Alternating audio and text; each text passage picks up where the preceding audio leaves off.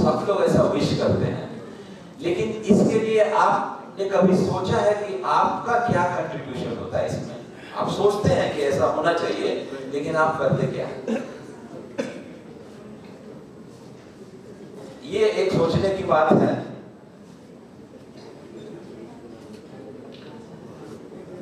South Asia में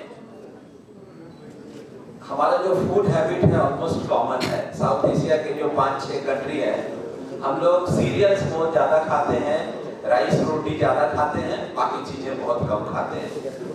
तो उसका परिणाम ये होता है कि हम प्रोटीन कम खा पाते हैं। नेचुरली हमको तो एक प्लेट खाना खाना है जिसमें सारा फूड अगर कलेक्टिवली ऐड करें तो वो 200, 300 या 400 ग्राम होता होगा। अब 400 ग्राम फूड में आप 200-300 ग्राम राइस ही खा लें तो बाकी चीज खाने के लिए जगह ही कम बचती है। जब जगह ही कम है तो ये होता है उसका रिजल्ट कि हम प्रोटीन कम खा पाते हैं। तो किसी भी चीज को कम खाना, तो ये आपको ऑटोमेटिकली ऐसा महसूस होता होगा कि प्रोटीन या कार्बोहाइड्रेट या फैट या मिनरल विटामिन, किसी भी चीज को अगर हम कम खाते हैं तो ये गलत बात है। हमें तो उतना जरूर खाना चाहिए जितना हमारे बॉडी की नीड है, जितना खाना जरूरी है। नहीं खाते हैं तो इसके बारे में सोचना समझना है। तो एनर्जी तो हम बहुत खाते हैं क्योंकि हम सीरियल सेंट्रिक फूड खाने वाले लोग हैं, भात खाते हैं, तो एनर्जी की कमी तो होती नहीं होगी। और आज के विश्व में या नेपाल में जानते हैं प्रति व्यक्ति कितना तेल का कंजम्पशन है? आप लोग किसी को पता है? जो कुकिंग ऑयल आप खाते हैं वो प्रति व्यक्ति फैट का कंजम्पशन करीब 16-17 किलो है। मेरे ख्याल से ये बहुत ज्यादा है। तो फैट तो आप बहुत ज्यादा खा रहे हैं, कार्बोहाइड्रेट भी बहुत ज्यादा खा रहे हैं, शायद प्रोटीन में कमी है। एक हेल्दी सोसाइटी में 16-17 किलो फैट नहीं खाना चाहिए। 16-17 किलो फैट को आप जब डिवाइड करेंगे 365 दिनों से, तो आप देखें कि बहुत बड़ी मात्रा में प्रोटीन आप रोज खा रहे हैं, जो कि नहीं खाना चाहिए। तो इसीलिए हम थोड़ा सा प्रोटीन की बात करते हैं। प्रोटीन डिफिशियंसी है हमारे खाने में, ये एकदम सच बात है, ये हम सब महसूस करते हैं। तो जब प्रोटीन की रिक्वायरमेंट को डील करना है, उस प्रॉब्लम को सॉल्व करना है, तो सबसे पहले तो ये जानना पड़ेगा कि हमको कितना प्रोटीन खाना चाहिए। ज्यादातर लोग ये नहीं जानते हैं कि उनको रोज कितना प्रोटीन खाना चाहिए। बहुत सारे लोग आजकल हेल्थ कॉन्शियस हुए हैं, तो ये कहते हैं कि मेरे को, मैं थोड़ा 50 साल का आदमी हूँ तो 1400 कैलोरी ज्यादा से ज्यादा रोज नहीं खाना चाहिए। कोई यंग लड़का है तो 2700-2800 कैलोरी तक खाना चाहिए। तो इतना नॉलेज हो गया है, पर प्रोटीन के बारे में नॉलेज की कमी है। कितना प्रोटीन खाना चाहिए ये बहुत सारे लोगों को पता नहीं है, और जिनको पता भी है वो ये नहीं जानते हैं कि हम कितना प्रोटीन खा रहे हैं उसको कैलकुलेट कैसे करें, ये मालूम नहीं है। जिस तरह की कैलोरी का कैलकुलेशन भी एक बहुत सिंपल नहीं लेकिन सिंपल है। कैलोरी अपने खाने में कैलोरी कैलकुलेट करना आसान है, उसी तरह प्रोटीन कैलकुलेट करना भी बहुत आसान है। थोड़ी सी बातें आगे आएंगी, उस पे आप थोड़ा सा ध्यान देंगे तो आप भी कल से प्रोटीन कैलकुलेट कर पाएंगे। जैसे कि आपने ब्रेकफास्ट खाया, लंच खाया, आज तो कितना प्रोटीन खाए तो होंगे, कुछ ना कुछ प्रोटीन खाएंगे, कितना खाए इसका पता नहीं। तो ये विषय एक जानने वाली विषय है। ये प्रोटीन के बारे में कुछ जनरल बातें हैं कि जैसे जैसे लोगों का इनकम बढ़ता है तो लोग प्रोटीन ज्यादा खाते हैं। विश्व के अधिकतर देशों में प्रोटीन की अवेलेबिलिटी अच्छी है, लेकिन हमारे साउथ एशिया में बहुत कम है। यहाँ पे प्रोडक्शन ही कम होता है तो लोग खाते भी कम है। या उल्टी बात सोचें तो लोग डिमांड ही नहीं करते हैं तो प्रोडक्शन करने वाले प्रोडक्शन क्यों करें? चिकन और अंडा का डिमांड नहीं आएगा तो प्रोडक्शन क्यों करेंगे? लेकिन विश्व के बाकी जगहों में आप देखेंगे जहां जहां ये रेड कलर दिख रहा है, इन सभी जगहों पे प्रोटीन का सप्लाई बहुत अच्छा है। हमारे साउथ एशिया और अफ्रीकन कंट्रीज में कम है। तो बेसिकली माल न्यूट्रिशन की समस्या ज्यादातर इन्हीं देशों में है।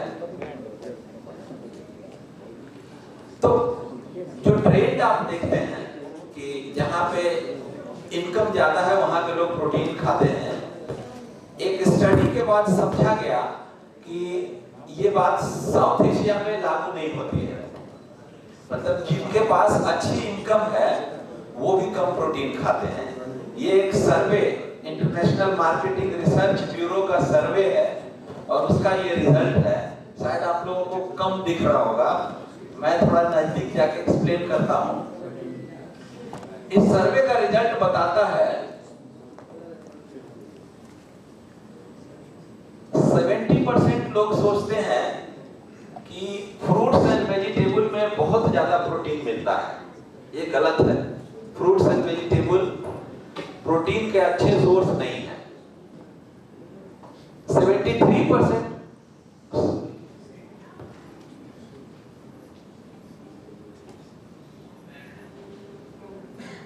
73% लोग सोचते हैं कि leafy vegetables are good source of protein. ये भी गलत है। 20% लोग ऐसा सोचते हैं कि protein is bad for our health. ये भी गलत है। 62% प्रेग्नेंट वुमन में भी प्रोटीन डिफिशियंसी पाई गई है। ये बड़ा सीरियस बात है।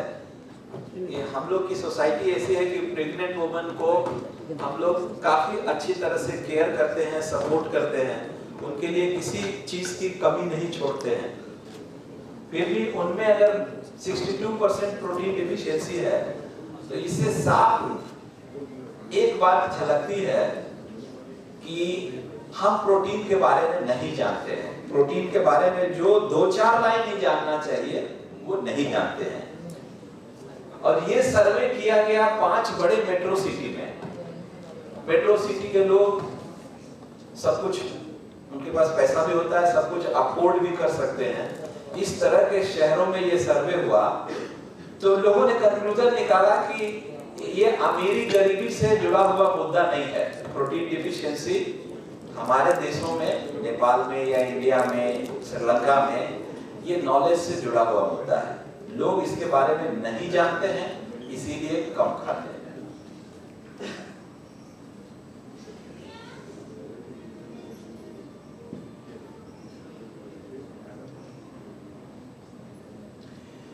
तो ये जो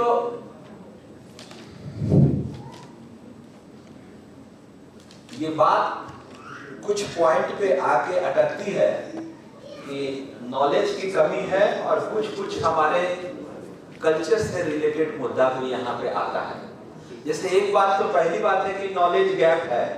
पिछले सर्वे के रिपोर्ट में आपने देखा कि लोग जानते नहीं हैं कि किस चीज में ज्यादा प्रोटीन मिलता है और प्रोटीन क्यों खाना चाहिए। दूसरा एक पॉइंट है रिलीजियस फास्टिंग, बड़ा प्रिविलेंट है हमारे सोसाइटी में। जो भी फास्टिंग करते हैं उनके भावनाओं को रिस्पेक्ट करते हुए मैं ये बात बोलना चाहता हूँ कि मनुष्य को तो रोज रोज प्रोटीन का रिक्वायरमेंट है। तो अगर आप किसी दिन फास्टिंग करते हैं तो उस दिन का आपका प्रोटीन रिक्वायरमेंट कैसे पूरा होता होगा, इस पर सोचिए, समझिए, पढ़िए। और जब आप खुद पढ़ेंगे और खुद फील करेंगे कि ऐसा करना गलत है, उसका कोई दूसरा रास्ता निकाला जा सकता है, तो शायद इसके बारे में सोचेंगे। बैलेंस डाइट का कॉन्सेप्ट नहीं है हमारे यहाँ। हम सीरियल सेंट्रिक डाइट खाते हैं, चावल दाल सब्जी साग खा लिया तो हो गया, ये बहुत हेल्दी डाइट हो गया, हम ये समझते हैं। जबकि डाइट हमारा ऐसा होना चाहिए इसमें कार्बोहाइड्रेट भी पूरी मात्रा में हो, protein, fat, fibre, mineral, vitamin सब उचित मात्रा में हो, तो उसको बैलेंस डाइट करते हैं। प्रोटीन के बारे में मिथ है। बहुत सारे लोग कहते हैं कि ज्यादा प्रोटीन खाओगे तो मोटे हो जाओगे। भाई ज्यादा खाने के लिए तो कोई बोलता ही नहीं है। आपको तो एकदम ऑप्टिमम क्वांटिटी में खाना चाहिए। जितना खाना है उतना ही खाना चाहिए, पर नहीं खाएंगे तो जरूर ये आपके लिए दिक्कत पैदा करता है। प्रोटीन की अवेलेबिलिटी भी हमारे देशों में कम है। दोनों तरफ से इसको देख सकते हैं। डिमांड नहीं है तो इसलिए सप्लाई नहीं है, और सप्लाई नहीं है इसलिए लोग नहीं खाते हैं। प्रोडक्शन करने वाले इस चीज को प्रमोट नहीं कर रहे हैं। हम ये भी मान सकते हैं भाई, एक बहुत बड़ी कहावत वर्ल्ड में इस दशक में फेमस हुई कि लोगों को पता नहीं है कि उनको क्या चाहिए। आप उनके लिए वो चीज पैदा करें और उनको बताएं कि उनको क्या चाहिए, जिससे उनका लाइफ अच्छा हो सकता है, उनकी जिंदगी सुधर सकती है, संवर सकती है, तो लोग फॉलो करते हैं। जैसे कि बहुत सारे गैजेट्स जो हमारी जिंदगी में जब हम 20 साल के थे तो वो गैजेट देखने को नहीं मिलता था, लेकिन आज इतने सारे गैजेट्स हैं और पता चलता है कि उससे लाइफ आसान हो रहा है, तो हम उसको खरीदते हैं, इस्तेमाल करते हैं। उसी तरह आपको अगर कोई बताए कि प्रोटीन ऑप्टिमम क्वांटिटी में खाना चाहिए तो आप जरूर खाएंगे और उससे आप हेल्दी होंगे, आपका फिटनेस बढ़ेगा, ये आपके लिए अच्छी बात। तो ये सारी चीजें जो है ये एक कॉम्प्लेक्सिटी क्रिएट करके और प्रोटीन की सप्लाई, प्रोटीन के कंजम्पशन को कम कर रखा है इन देशों में। ये जस्ट एक स्लाइड है कि भोजन के रूप में हम क्या क्या खाते हैं। Protein, carbohydrate, fat, water, vitamin, mineral and fibre. इनको अगर कैटेगरी वाइज थोड़ा अलग ढंग से कैटेगराइज करें तो देखते हैं कि एक फूड होता है जिसको बॉडी बिल्डिंग फूड बोलते हैं, दूसरा एनर्जी फूड और तीसरा प्रोटेक्टिव फूड। प्रोटीन जो है बॉडी बिल्डिंग फूड है, कार्बोहाइड्रेट और फैट एनर्जी फूड है और मिनरल, विटामिन ये सब प्रोटेक्टिव फूड है। और इनके सोर्सेस क्या है ये भी नीचे लिखा हुआ है। प्रोटीन के अच्छे सोर्स जो हैं वो अंडा, दूध, दूध से बने हुए प्रोडक्ट, चिकन, दालें, सोयाबीन, सोयाबीन आप लोग बहुत खाते हैं, तो ये सब प्रोटीन के अच्छे सोर्स हैं। फैट और कार्बोहाइड्रेट के सोर्स क्या है? चावल, गेहूं, आटा और जो तेल हम खाते हैं, चीनी खाते हैं, गुड़ खाते हैं, ये चीजें। और हमें mineral, vitamin fruits and vegetables से मिलता है। इसमें कुछ चीजें एसेंशियल होती है, कुछ नॉन एसेंशियल होती हैं। पता है इस किसको नॉन एसेंशियल कहते हैं? हमारी बॉडी भी एक तरह की फैक्ट्री है, बहुत सारी क्रियाएं चलती रहती हैं इसके अंदर और हमारा बॉडी बहुत सारा चीज खुद से तैयार करता है। तो जो बॉडी में तैयार हो सकता है उसको नॉन एसेंशियल बोलते हैं। एसेंशियल उसको बोलते हैं जो हमारे बॉडी में सिंथेसाइज नहीं होगा, जिसका प्रोडक्शन बॉडी में नहीं होगा, वो एसेंशियल है, उसको खाना जरूरी है। अगर आप उसको नहीं खाएंगे तो आपकी बॉडी डिफिशियंसी का सिम्टम शो करना आरंभ कर देगा और आपको बीमारियां लगनी शुरू हो जाएगी, आपके शरीर में कमजोरी, थकान, ऐसी बहुत सारी समस्याएं उत्पन्न होने लगेंगी। तो मेरे ख्याल से एसेंशियल का मतलब आप लोग समझ गए, जिसको बाहर से रोज खाना जरूरी है और अगर ना खाएं तो दिक्कत आ जाती है।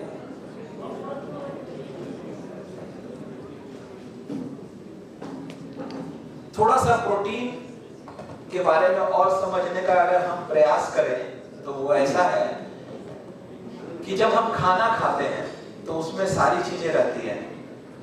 प्रोटीन के रूप में हम अगर मान लिया कि अंडा खाए, चिकन खाए, तो चिकन खाने के बाद पेट में डाइजेस्ट होता है और डाइजेस्ट होने के बाद वो टूटकर अमाइनो एसिड बन जाता है और अमाइनो एसिड का फिर हमारे शरीर में क्या इस्तेमाल है?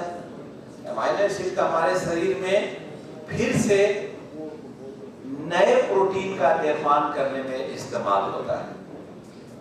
हम पहले चिकन खाए जो कि प्रोटीन है, वो डाइजेस्ट हुआ, फिर बॉडी में अमाइनो एसिड बना, अमाइनो एसिड का इस्तेमाल फिर से नए प्रोटीन के निर्माण में किया जाता है। तो आप लोगों को आश्चर्य हो रहा होगा ना कि फिर से प्रोटीन का निर्माण शरीर में होता है क्या? होता है, ये सच है और ये कुदरती चीज है। ईश्वर ने इस तरह से हमारे शरीर को बनाया है कि इस शरीर के अंदर बहुत तरह तरह के प्रोटीन की आवश्यकता होती है। जैसे कि आपके शरीर को इसकी नित्य क्रिया को सुचारू रूप से चलाने के लिए एंजाइम की जरूरत होती है, हार्मोन की जरूरत होती है, न्यूरोट्रांसमीटर की जरूरत होती है, हमारे शरीर में जो टूट फूट होता है उसको रिपेयर करने की जरूरत होती है। बच्चे जब बढ़ने वाले उम्र में होते हैं, छोटे बच्चे, तो उनके ग्रोथ के लिए प्रोटीन का बहुत बड़ा रोल होता है। तो इन चीजों में प्रोटीन और एमिनो एसिड की जो एक कॉम्प्लेक्स सिस्टम हमारे शरीर के अंदर बनती है, उसको थोड़ा समझना सीधे सिंपल तरीके से बहुत जरूरी है। तो हम कह रहे थे कि हमारी शरीर एक फैक्ट्री है, बहुत चीज का निर्माण रोज करती है। तो एक बहुत बड़ा लार्ज स्केल पे जो निर्माण होता है हमारे शरीर में, वो होता है प्रोटीन का। हमारा शरीर रोज सैकड़ों तरह का, 1 2 4 प्रकार का नहीं, सैकड़ों प्रकार का प्रोटीन का सिंथेसिस रोज करता है। रोज इसलिए करता है कि हमें रोज इसकी जरूरत पड़ती है। हार्मोन आप सभी जानते हैं, थोड़ा थोड़ा हार्मोन के बारे में सब जानते हैं। तो हार्मोन हमारे शरीर के बहुत सारे क्रियाकलाप को स्टार्ट करने का काम करता है, और अगर हार्मोन की कमी हो गई तो समस्याएं आ जाती हैं। एंजाइम के बारे में इतना तो जरूर जानते हैं कि खाना पचाने में एंजाइम की एक बहुत बड़ी भूमिका होती है, इतना तो आप लोग जरूर जानते होंगे, कोई भी व्यक्ति जानता है। तो एंजाइम अगर ना बने तो खाना पचाना मुश्किल हो जाएगा। तो फिर डॉक्टर आपको रिकमेंड करते हैं कि एंजाइम का सिरप पिए। तो ये एक बहुत बड़ा फैक्ट है कि हमारे शरीर में सैकड़ों प्रकार का प्रोटीन का रोज निर्माण होता है। तो एक बात आपके दिमाग में आ सकती है, हम उसी पॉइंट पे जाते हैं कि लोग फास्टिंग करते हैं। तो फास्टिंग करने वाले शायद ये सोचते होंगे कि फास्टिंग से 1 दिन पहले हम ज्यादा खा लें और फास्टिंग के बाद ज्यादा खा लें। हमारे यहाँ भी त्योहार होता है तो वही हम देखते हैं कि फास्टिंग के 1 दिन पहले कुछ ऐसा रिचुअल है कि थोड़ा ज्यादा खाना खाते हैं, उसके बाद फास्टिंग खत्म हुआ त्योहार, तो नेक्स्ट डे भी थोड़ा अच्छा रिच फूड खाने का सिस्टम बना हुआ है। ये कुछ हद तक तो ठीक है, कुछ घंटों के लिए ये सही है, लेकिन कई बार फास्टिंग जब 24 घंटा से भी ज्यादा हो, 2 दिन की फास्टिंग, 3 दिन की फास्टिंग, नवरात्रा में कोई 9 दिन की फास्टिंग कर लेते हैं, कई ऐसे त्योहार हैं जिसमें 3-4 दिन की फास्टिंग होती है, या कई लोग सप्ताह में 3 बार 4 बार फास्टिंग करते हैं। मंगलवार को भी किया, गुरुवार को भी किया, शनिवार को भी कर लिया, रविवार को भी। कई लोग ऐसे होते हैं कि 3-4 दिन फास्टिंग कर लेते हैं। उनके लिए खास तौर पे मैं ये बताना चाहूंगा कि ये थोड़ा साइंटिफिकली हमको गलत लगता है, क्योंकि अगर हमारे शरीर को रोज सैकड़ों तरह का प्रोटीन बनाना है और एमिनो एसिड हमारा बॉडी स्टोर नहीं कर सकता है, ये एक विचित्र फैक्ट है जो कि ईश्वर नहीं बनाया होगा। हमारा शरीर ऐसा है कि शरीर में एमिनो एसिड जिससे प्रोटीन का निर्माण होता है उसको आप स्टोर नहीं कर सकते हैं। तो प्रोटीन का स्टोर नहीं कर सकते हैं और रोज सैकड़ों प्रोटीन बनाना है तो क्या करना होगा? रोज प्रोटीन खाना पड़ेगा। ये लिंक हो रहा है ना, आप कनेक्ट कर पा रहे हैं ना तीनों चीज को। एक बार और हम रिपीट करते हैं कि अमीनो एसिड को स्टोर नहीं किया जा सकता है हमारे शरीर में। हम कार्बोहाइड्रेट को स्टोर कर सकते हैं, फैट को स्टोर कर सकते हैं, इसीलिए हम सब मोटे हैं। कार्बोहाइड्रेट स्टोर कर सकते हैं, फैट स्टोर कर सकते हैं, अमीनो एसिड को स्टोर नहीं कर सकते। एक्सेस अमीनो एसिड अगर शरीर में है आज तो तुरंत वो फैट में कन्वर्ट होकर स्टोर हो जाएगा। अमीनो एसिड के रूप में उसको 24 घंटा स्टोर नहीं कर सकते आप। कुछ घंटे तक, जब तक वो आपके ब्लड में है, आपके सेल्स में है, 4-6 घंटे के अंदर अगर उसका इस्तेमाल प्रोटीन सिंथेसिस में हो गया तो ठीक है, वरना वो किसी और चीज में कन्वर्ट होकर बॉडी में डिपॉजिट होगा। अमीनो एसिड के रूप में डिपॉजिट नहीं रह सकता है, नहीं स्टोर हो सकता है। तो अमीनो एसिड नहीं है, सैकड़ों प्रोटीन रोज बनाना है तो क्या करना पड़ेगा? रोज प्रोटीन खाना पड़ेगा। और जो फास्टिंग करते हैं वो आप खुद सोचें कि जिस दिन वो अगर सप्ताह में 3 दिन फास्टिंग करते हैं, हमारे यहाँ एक छठ फेस्टिवल होता है, करीब करीब 3 दिन लगातार फास्टिंग होती है। अब 3 दिन में तो उनके बॉडी का बहुत बड़ा लॉस होता होगा। हालांकि बहुत रिस्पेक्ट है उस पूजा के लिए हमारे दिलों में, लेकिन थोड़ा साइंटिफिकली इसका एक रास्ता ढूंढना चाहिए। खाना भी जरूरी है, शरीर को स्वस्थ रखना भी जरूरी है।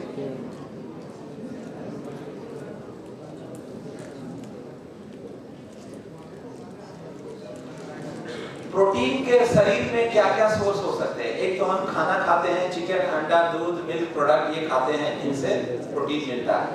अगर प्रोटीन आपने नहीं खाया 3 दिन तो क्या होता होगा? आप जरा गेस करिए कि क्या होता होगा अगर प्रोटीन नहीं खाते हैं तो।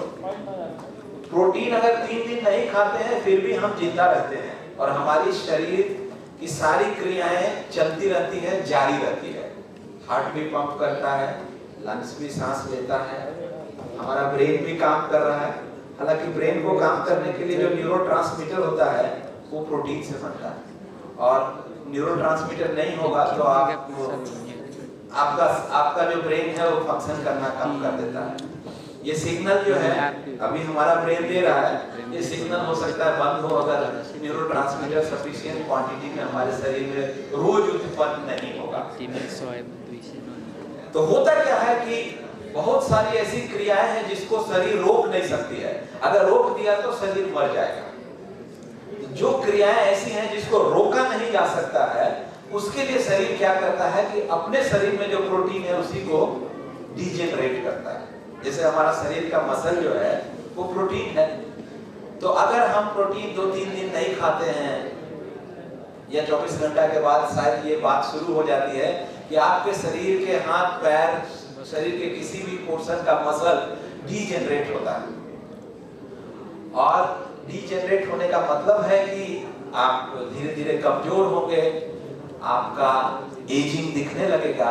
अगर कुछ लोग होते हैं कि एकदम फिट रहते हैं, अपने हेल्थ पे बड़ा ध्यान रखते हैं, तो वो 70 साल की उम्र में 50 साल के दिखते हैं। और कुछ लोग ऐसे भी होते हैं कि 50 साल की उम्र में 70 के जैसा दिखते हैं। तो फर्क यही है कि एक आदमी अपने शरीर के प्रोटीन, शरीर के पोषण के लिए बहुत जागरूक है, वो हर कुछ करता है जो करना चाहिए, नॉलेज रखते हैं। तो वैसे लोगों का सब कुछ फिट रहता है। तो आप जो देखते हैं कि आपका एक उम्र के बाद एजिंग तो होना ही है, क्योंकि एक उम्र के बाद आपके खाने की क्षमता घट जाती है। आप कुछ भी करके बहुत सफिशिएंट क्वांटिटी में खाना नहीं खा सकते हैं। जैसे कोई 70 साल 80 साल के अगर यहाँ पे व्यक्ति होंगे तो उनसे पूछा जाए कि आप कितना, आप 25 साल की उम्र में जितना खाते हैं अभी खा सकते हैं क्या? नहीं खा सकते हैं। तो हमारे शरीर में ऑटोमेटिकली प्रोटीन की कमी होने लगती है, धीरे धीरे बॉडी डीजेनरेट होने लगता है और एजिंग शुरू हो जाती है और हम थोड़ा सा बूढ़े दिखने लगते हैं। हमारे शरीर का लगभग हर चीज प्रोटीन का बना हुआ है, सर से लेके पैर तक, बाल, नाखून, स्किन की सुंदरता भी प्रोटीन पे निर्भर करती है। अगर आप बहुत अच्छी क्वांटिटी में अच्छे क्वालिटी का प्रोटीन खाते हैं तो आप बड़े चमकदार दिखते हैं। जो लोग प्रोटीन अच्छी क्वालिटी की नहीं खाते हैं, अच्छी क्वालिटी की प्रोटीन से मतलब ये होता है कि वैसा प्रोटीन जो 100% या 90%, 95% डाइजेस्ट हो। कुछ ऐसे प्रोटीन होते हैं जो कि सिर्फ 60-70% डाइजेस्ट होते हैं, तो उनको हम थोड़ा पुअर क्वालिटी प्रोटीन बोलते हैं। जितने भी प्रोटीन एनिमल सोर्स से आते हैं वो थोड़ा हाई क्वालिटी के हैं, क्योंकि उनमें एमाइनो एसिड की मात्रा ज्यादा होती है। और राइस, रोटी, इनसे भी थोड़ा प्रोटीन मिलता है, लेकिन इनकी प्रोटीन उतने अच्छी क्वालिटी की नहीं होती है। तो एक बार आपके ज्ञान के लिए, मसल का टूट-फूट रोज होता है, उसकी रिपेयरिंग के लिए प्रोटीन चाहिए। सेलुलर मैसेंजर सिस्टम, बॉडी में कुछ सिग्नलिंग सिस्टम होता है जिसके लिए प्रोटीन की जरूरत है। हमारा जो डिफेंस सिस्टम है बॉडी का, कोरोना के टाइम में लोगों को इसका ज्ञान बहुत बढ़ा कि बॉडी का इम्यून सिस्टम को स्ट्रॉन्ग बनाओ। तो एंटीबॉडी जो शरीर में बनता है जिससे आपका इम्यून सिस्टम स्ट्रॉन्ग होता है, वो भी प्रोटीन से ही बनता है। एंजाइम, ब्लड का भी एक बहुत बड़ा हिस्सा प्रोटीन से बना होता है। तो किसी आदमी को अगर हीमोग्लोबिन की कमी है तो पहला चीज करना पड़ेगा कि प्रोटीन थोड़ा सफिशिएंट क्वांटिटी में खाना पड़ेगा। तो आपके शरीर में लगभग सारी चीजें, इतनी चीजें कि हमारे शरीर में क्या क्या है, प्रोटीन है, पानी है, बहुत मात्रा में पानी है, मिनरल्स हैं। हमारे शरीर इन्हीं चीजों से बना हुआ है।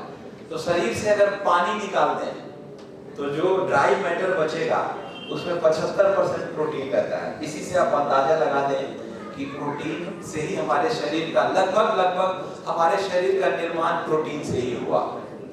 और 25% में वो मिनरल्स हैं, जैसे कि हमारे बोन में बहुत सारा मिनरल होता है, वो 25% है।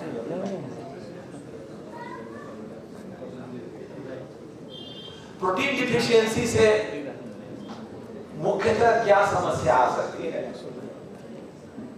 बहुत सारी समस्या, जो भी चीज गिन लें उसके लिए कहीं ना कहीं हमारे हेल्थ से रिलेटेड अगर वो बात है तो कहीं ना कहीं प्रोटीन से लिंक हो ही जाता है।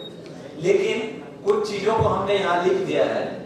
सबसे पहले जो बच्चे जो ग्रो करते हैं ना, अगर आप सफिशिएंट प्रोटीन दें आप, तो आपका नेक्स्ट जनरेशन आपसे 2-3 इंच लंबा होने का पोटेंशियल होता है।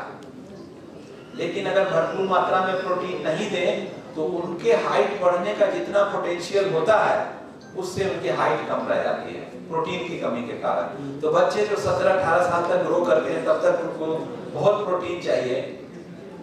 स्टंटिंग वेस्टिंग, कभी कभी आप देखोगे बहुत नाटे रह जाते हैं बच्चे और बहुत ही पतले दुबले रह जाते हैं, उनके शरीर में मसल का निर्माण ही नहीं होता। कभी भी उनको इतना प्रोटीन ही नहीं मिलता है कि उनके शरीर में, जैसे नॉर्मल बच्चों को जो मसल बनते हैं शरीर में, उसका निर्माण हो।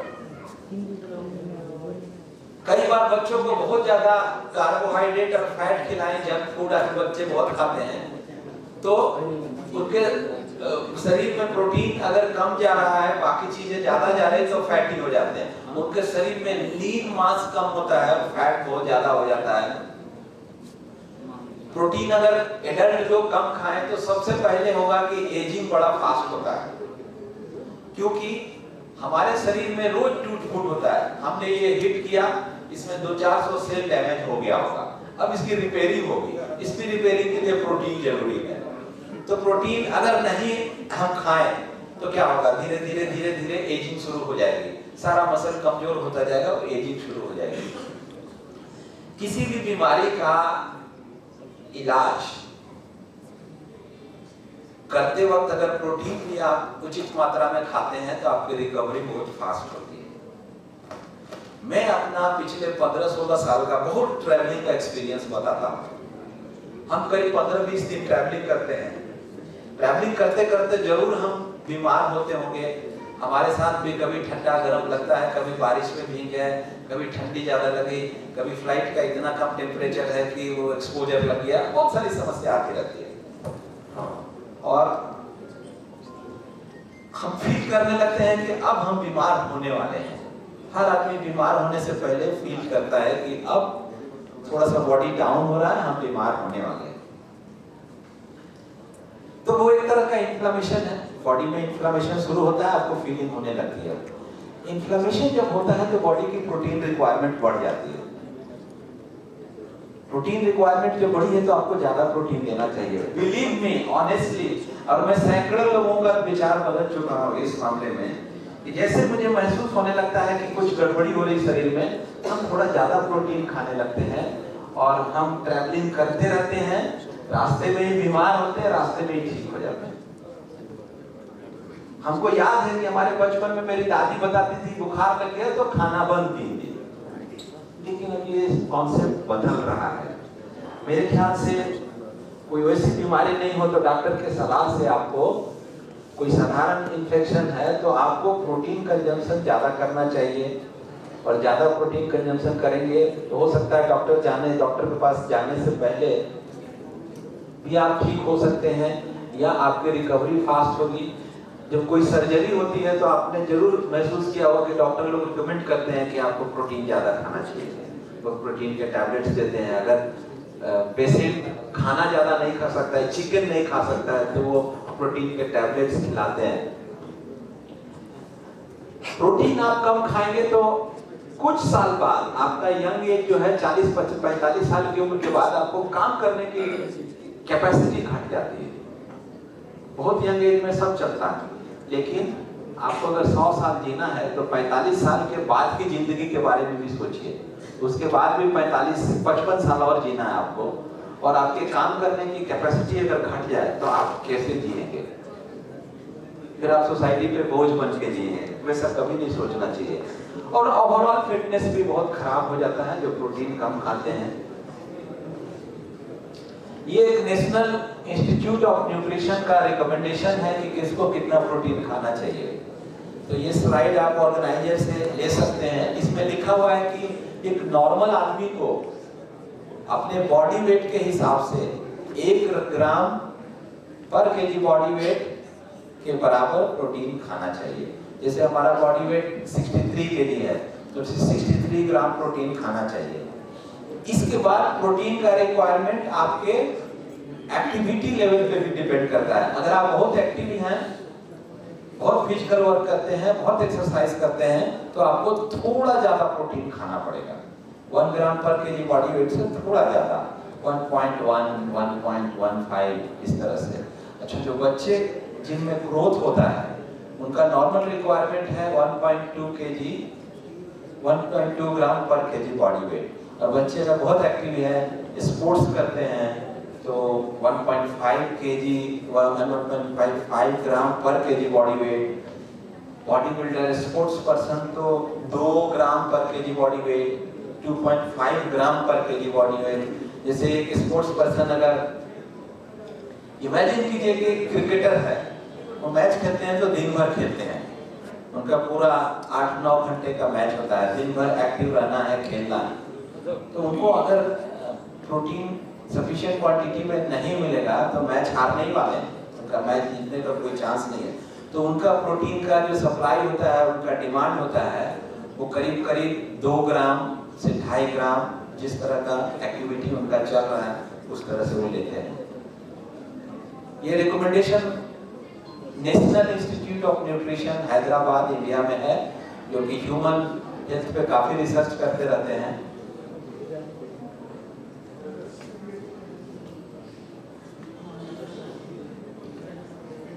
थोड़ा सा ब्रीफली नेपाल में ये चार्ट बताता है कि नेपाल में प्रोटीन कंजम्पशन कम है।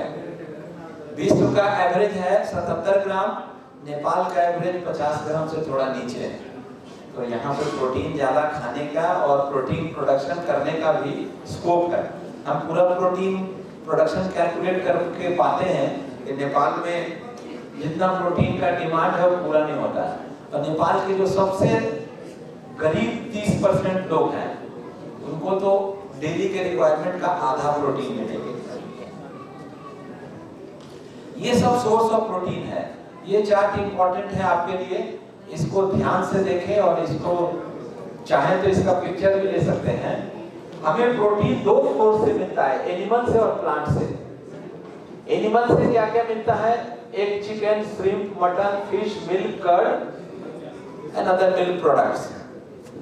वेजिटेबल सोर्स से दाल, चना, राजमा, सोया बड़ी, soya flour, tofu, rice, wheat, आटा, ये सब प्रोटीन के एनिमल और प्लांट के सोर्सेस हैं। सेकंड कॉलम में हमने लिखा है कि किसमें कितना परसेंट प्रोटीन होता है, यानी परसेंट का मतलब 100 ग्राम में कितना है। तो अंडे में आप देखेंगे कि 100 ग्राम अंडे में 13 ग्राम प्रोटीन, 100 ग्राम चिकन में 27 ग्राम, उसी तरह से मिल्क 100 ग्राम मिल्क में 4 ग्राम प्रोटीन, 100 ग्राम दही में 5 ग्राम, पनीर में 23 ग्राम। और तीसरे कॉलम में लिखा हुआ है कि वो हमारा शरीर कितना तक पचा सकता है। अंडे को 100% पचा सकता है, बाकी एनिमल सोर्सेस से जो प्रोटीन मिलते हैं उसको 90 से 95% पचा सकता है। वेजिटेबल सोर्स से जो प्रोटीन मिलता है उनका पाचन उतना अच्छा नहीं होता है।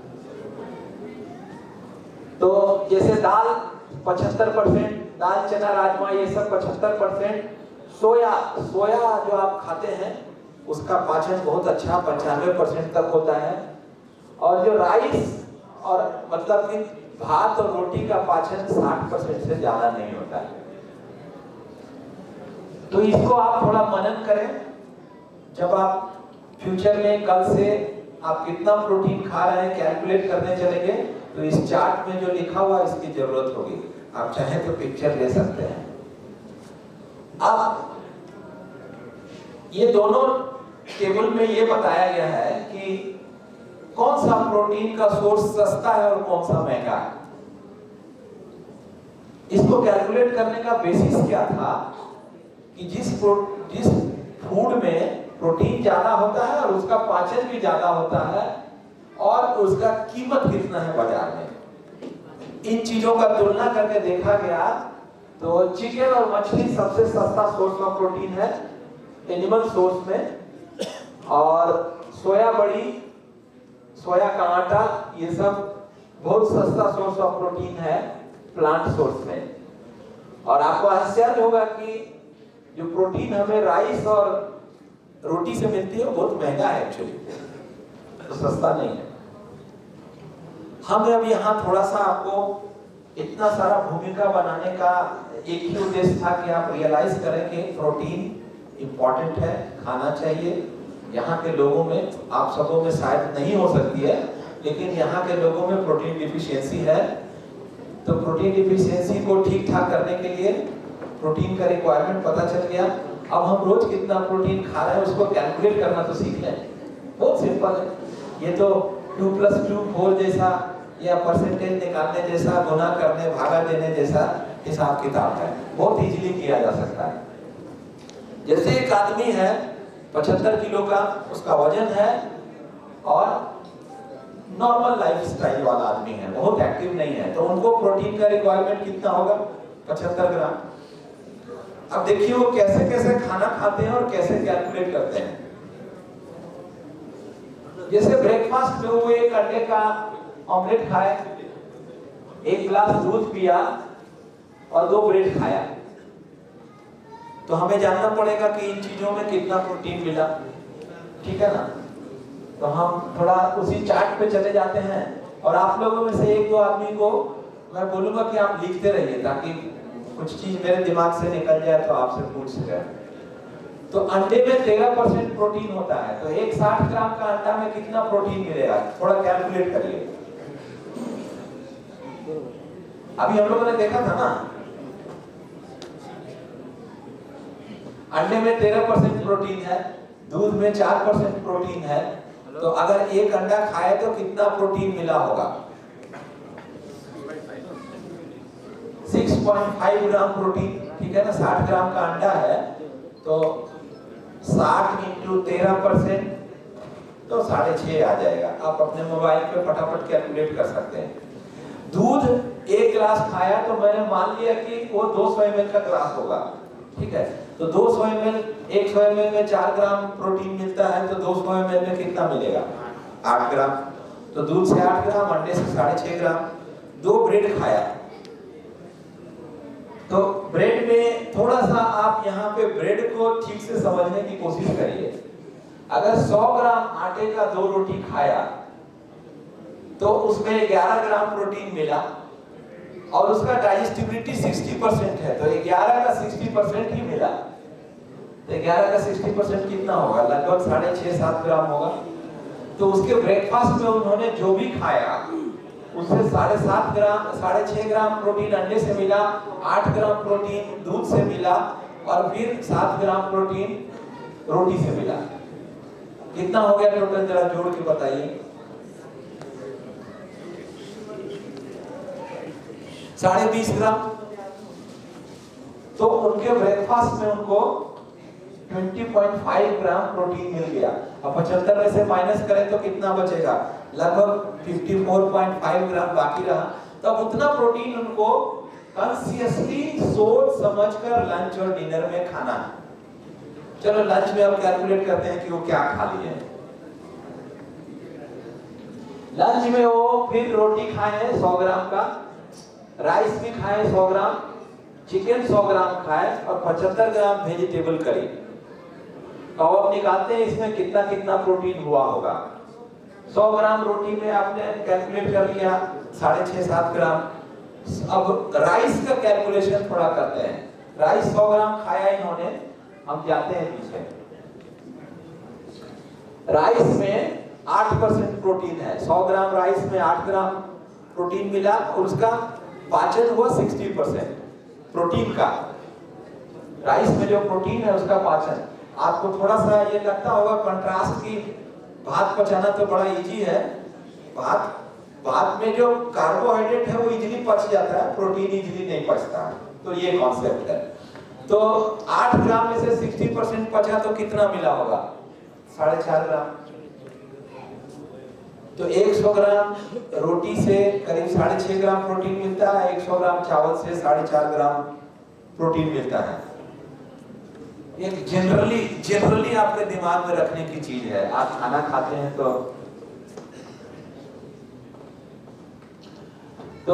रोटी से 6.5 ग्राम, एक आदमी कैलकुलेट करिए, रोटी से 6.5, राइस से 4.5, चिकन से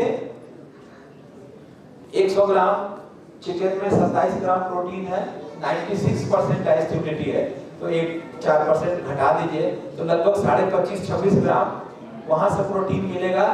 और वेजिटेबल्स में ज्यादा प्रोटीन नहीं होता है, कुछ ही वेजिटेबल में थोड़े प्रोटीन होते हैं, जैसे आलू में, कॉलीफ्लावर में, ब्रोकली में।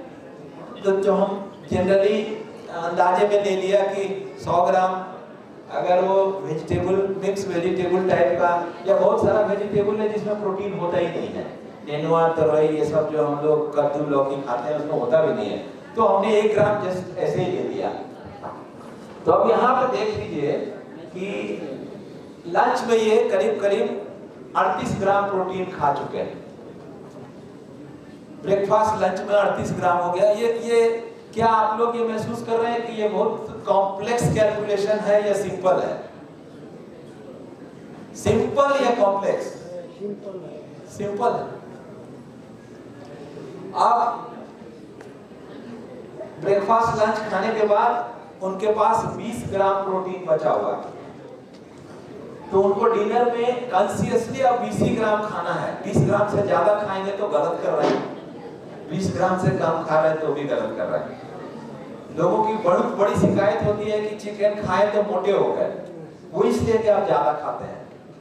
एक बात और हम कहते हैं, आप क्या एक बार जानते हैं कि जैसे आप अपने फैमिली के लिए 1 किलो चिकन कुकिंग किया, 1 किलो चिकन में लगभग 1050 कैलोरी एनर्जी होता है। उसको अगर आप 50 ग्राम तेल डाल के कुक किया, ठीक है, तो उसमें 450 कैलोरी ऐड हो गया। 1050 था, उसमें तेल मिला के कुकिंग किया तो 450 ऐड हो गया। और कुछ लोग सुपर रिच चिकन बनाते हैं, टेस्टी जूसी, 200 ग्राम तक डाल देते हैं। मैंने देखे हैं ऐसे लोगों को कि 1 किलो चिकन बनाया, उसमें 200 ग्राम तेल डाल दिया। ये हमारे इंडिया में तो बहुत पॉपुलर है, उनको बहुत रिच ग्रेवी चाहिए। तो रिच ग्रेवी बनाने के चक्कर में 1 किलो चिकन का जिसका कैलोरी 1000 कैलोरी था, उसको आपने 3000 कैलोरी बना दिया। तो आप मोटे तो जरूर होंगे। आप कैलकुलेशन में ले लेंगे कि हम 100 ग्राम चिकन का करी खाए तो हमको उससे 100 ग्राम या 105 कैलोरी एनर्जी मिला। लेकिन अगर आपने रिच ग्रेवी के साथ खाया तो 300 कैलोरी मिला। वहां पे आपका कैलोरी का कैलकुलेशन बिल्कुल डिस्टर्ब हो जाएगा और आप जो खा रहे हैं वहां पे कैलोरी का कैलकुलेशन ओवर हो रहा है और इसलिए आप मोटे हो जाते हैं। वरना चिकन का कोई दोष नहीं, वो बहुत अच्छा सोर्स ऑफ प्रोटीन है। तो डिनर में इन्होंने रोटी खाया, 500 ग्राम दाल खाया, सब्जी खाया और 1 कप दही खाया, तो उनका 20 ग्राम प्रोटीन पूरा हो गया। ये बहुत सिंपल कैलकुलेशन है। टाइम है ना हमारे पास? हा? कितना मिनट? 5 मिनट। हम लोगों ने एक वेबसाइट बनाया, राइट टू प्रोटीन। उस वेबसाइट पे जाके आप ये सारी बातें देख सकते हैं। कल अगर आप भूल गए कुछ बात तो उस वेबसाइट पे जाके ढूंढ के आप देख सकते हैं और अपने कैलकुलेशन को जारी रखिए। उस पे एक डेली प्रोटीन रिक्वायरमेंट कैलकुलेटर भी है। आप इसमें कुछ पैरामीटर्स डालेंगे तो वो आपको बताएगा कि आपको डेली कितना प्रोटीन खाना चाहिए। एक बहुत इंपॉर्टेंट बात है, आप पर्सनल कैलकुलेशन बहुत इजीली कर सकते हैं, लेकिन एक फैमिली में अगर 5 लोग हैं, 6 लोग हैं, सबको आप चाहते हैं कि ऑप्टिमम अमाउंट ऑफ प्रोटीन खिलाएं, तो ऑप्टिमम अमाउंट ऑफ प्रोटीन का कुकिंग भी होना चाहिए। अगर कुकिंग में आप बहुत ज्यादा प्रोटीन कुकिंग कर दिए तो ज्यादा खा लेंगे लोग, अगर बहुत कम किया तो पूरा ही नहीं होगा। तो जो हाउस वाइफ्स हैं, जो किचन को संभालती हैं, वहां पे उनको थोड़ा मैनेजमेंट सीखना पड़ेगा। अगर आप चाहते हैं कि आपके फैमिली के लोग सही मात्रा में प्रोटीन खाएं, तो आपको थोड़ा सा मैनेजमेंट सीखना पड़ेगा। जैसे पहला चीज कि अगर फैमिली में 6 मेंबर हैं, तो 6 मेंबर को मिला के प्रोटीन का रिक्वायरमेंट कितना है ये तो जानना पड़ेगा। जैसे एक फैमिली है जिसमें हस्बैंड वाइफ है, उनके 2 पेरेंट हैं, 2 बच्चे हैं। हस्बैंड का वजन 70 किलो, वाइफ का 58 किलो, बच्चे का 35 और 25, फादर का 70 और 60। तो ये सब को ऐड कर दें तो पूरा 316 किलो हो गया। यानी कि उस फैमिली का डेली प्रोटीन रिक्वायरमेंट 316 ग्राम है। इसमें कोई बच्चा आपका स्पोर्ट्स करता है तो उसके हिसाब से उसके लिए 10-20 ग्राम एक्स्ट्रा ऐड कर लीजिए। लेकिन आपको मालूम हो गया कि मेरे फैमिली को डेली जितना भी हम खाना पकाते हैं उससे 316 ग्राम प्रोटीन चाहिए। अब आपको थोड़ा प्लानिंग करना होगा कि ब्रेकफास्ट में क्या कुकिंग करें कि उसका कैलकुलेशन उतना है जिससे कि पूरा प्रोटीन मिले। तो ब्रेकफास्ट में मेन्यू का प्लानिंग, लंच में मेन्यू का प्लानिंग, डिनर में मेन्यू का प्लानिंग ये हाउस वाइफ्स को करना पड़ेगा। आप ये करेंगे तभी आपके घर के लोगों को सही मात्रा में प्रोटीन मिलेगा, वरना नहीं मिलेगा। वो मिसमैच करता रहेगा। आप चाहेंगे कि सबको पूरा मिले। आपने सपोज कीजिए कि आपने सुबह में दाल रोटी सब्जी बनाया, दोपहर में चावल दाल सब्जी बनाया, रात को भी रोटी सब्जी साग बना दिया, कभी आपका प्रोटीन रिक्वायरमेंट पूरा नहीं होगा, कभी भी नहीं होगा। आप चाहें तो कैलकुलेट कर लें, आज टाइम की कमी है, वरना हम कैलकुलेट करके बताते हैं आप कि 5, जैसे कि इस फैमिली का ही देखें। ब्रेकफास्ट में इन्होंने केयरफुली 400 ग्राम आटे का रोटी बनाया, 12 अंडा का कुछ बनाया, बॉइल्ड किया या ऑमलेट बनाया और 600 ग्राम वेजिटेबल बनाया। तो इससे कितना प्रोटीन मिला? 94 ग्राम प्रोटीन मिला। लंच में 600 ग्राम चावल का भात बनाया, 500 ग्राम चिकन बनाया, तो उनको 159 ग्राम प्रोटीन मिला। डिनर में 400 ग्राम आटे का रोटी बनाया, 1 किलो सब्जी बनाया और 900 ml मिल्क कंज्यूम किया, तो 58 ग्राम प्रोटीन। तो मतलब इस तरह से आपको मेनू सेट करना पड़ेगा, वरना मिसमैच होगा। मिसमैच होगा तो गड़बड़ी होगी। अच्छा, मिसमैच अगर हुआ तो कुछ इमरजेंसी सॉल्यूशन होना चाहिए ना। यार मेरे घर में प्रोटीन कम हो गया, तो इमरजेंसी सॉल्यूशन है अंडा। एक अंडे से 6.5 ग्राम प्रोटीन मिलेगा। अंडा को 2 मिनट की प्लानिंग, 5 मिनट की प्लानिंग में तुरंत फटाफट कुकिंग कर सकते हैं। जैसे 316 ग्राम इनका प्रोटीन रिक्वायरमेंट था, अगर सारे खाने से उनको 275 ग्राम मिला था, तो उनका करीब 40 ग्राम कम रह गया। तो फटाफट 4-5 अंडा निकालना है। ये 40 ग्राम प्रोटीन के लिए कितना अंडा लगेगा बताइए? 6-7 अंडा। तो 6-7 अंडा का फटाफट कुछ बना लिया, तो शाम को एकदम इमरजेंसी में कुछ प्लानिंग किया और प्रोटीन का रिक्वायरमेंट पूरा हो गया। ये बड़ा सिंपल चीज है। थोड़ा सा इसमें आप ध्यान देना शुरू करेंगे तो ये चीजें बड़ी आसान दिखने लगेगी आपको। ऐसा देखा गया है, 2-3 चीज को मैं कनेक्ट करता हूं प्रोटीन से, कि जिन देशों में ज्यादा प्रोटीन खाते हैं लोग, मतलब ज्यादा का मतलब उचित मात्रा में, वहां के लोगों की आयु ज्यादा होती है, एवरेज। जैसे नेपाल में 70 साल है। विश्व के ऐसे बहुत सारे देश हैं जिनकी एवरेज आयु 89 ईयर्स, 85 ईयर्स, 84 ईयर्स। विश्व में 80 से ऊपर वाले 25 देश हैं जिनकी एवरेज आयु 80 से ज्यादा है, ऐसे 25 देश हैं। तो नेपाल क्यों नहीं हो सकता? बच्चों को अगर प्रोटीन उचित मात्रा में दें तो उनकी हाइट बढ़ती है। उनकी हाइट ठीक ठाक होती है। इसके 2-3 रिसर्च पेपर का रेफरेंस मैं देना चाहूंगा कि नीदरलैंड के लोग 100 साल पहले नाटे होते थे। हम अगर अपने आप को इंडिया नेपाल के लोगों को जिस हाइट में रखते हैं उस हाइट में थे। अब उनकी हाइट काफी बढ़ गई, क्योंकि वहाँ मिल्क और मिल्क प्रोडक्ट का कंजम्पशन, चिकन एग का कंजम्पशन बहुत ज्यादा है। वो बहुत ज्यादा मात्रा में खाते हैं और अपना रिक्वायरमेंट पूरा करते हैं।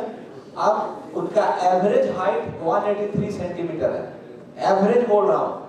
तो मतलब 190-95 सेंटीमीटर वाले लोग वहां मिलते हैं, बहुत कॉमनली मिलेंगे। लंदन की बात है, ब्रिटेन में 100 साल पहले अमीर और गरीब घर के बच्चों का हाइट का डिफरेंस 22 सेंटीमीटर था। अमीर वाला इतना ऊंचा, गरीब वाला इतना ऊंचा। अब 100 साल में आप तो देखे हैं, बड़ा इवॉल्व किया हुआ सोसाइटी है, वहाँ के लोग हेल्थ के बारे में काफी सोचते हैं। तो वहाँ अब कोई हाइट का डिफरेंस नहीं है, अमीर गरीब भी पता नहीं चलता है और हाइट का भी डिफरेंस नहीं है। तो सीधा कनेक्शन आता है कि आप अगर प्रोटीन खिलाएंगे तो बच्चों की हाइट बढ़ती है। और मेरा जो स्टडी है और रफ आकलन, मैं एकदम से पिन पॉइंट नहीं करना चाहता हूँ। अगर आप 5 फीट के हैं तो अगला जनरेशन जरूर 5 फीट 3 इंच का हो सकता है। नेक्स्ट जनरेशन, उसके बच्चे आएंगे, वो जरूर 5 फीट 6 इंच का हो सकता है। उसका अगला जनरेशन 5 फुट 9 इंच का हो सकता है एकदम। तो कोई कितना भी, किसी फैमिली का कितना भी शॉर्ट हाइट हो, 2-3 जनरेशन जाते जाते उनका हाइट काफी अच्छा हो सकता है। उनको प्रोटीन खाना पड़ेगा, बच्चों को खिलाना पड़ेगा।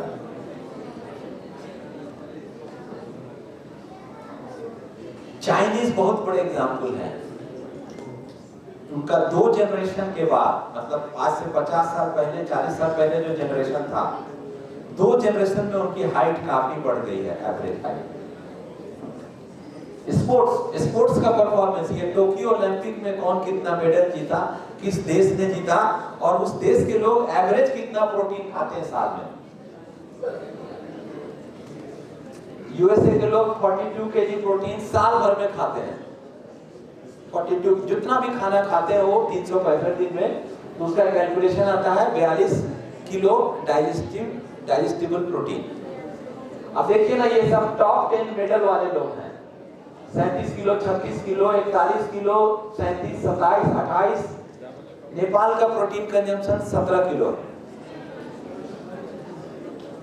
मेरे को लगता है कि अगर ये प्रोटीन कंजम्पशन 25-30 किलो के आसपास पहुंचे तो नेपाल में भी स्पोर्ट्स के अच्छे परफॉर्मर मिलेंगे, अभी भी मिल रहे हैं।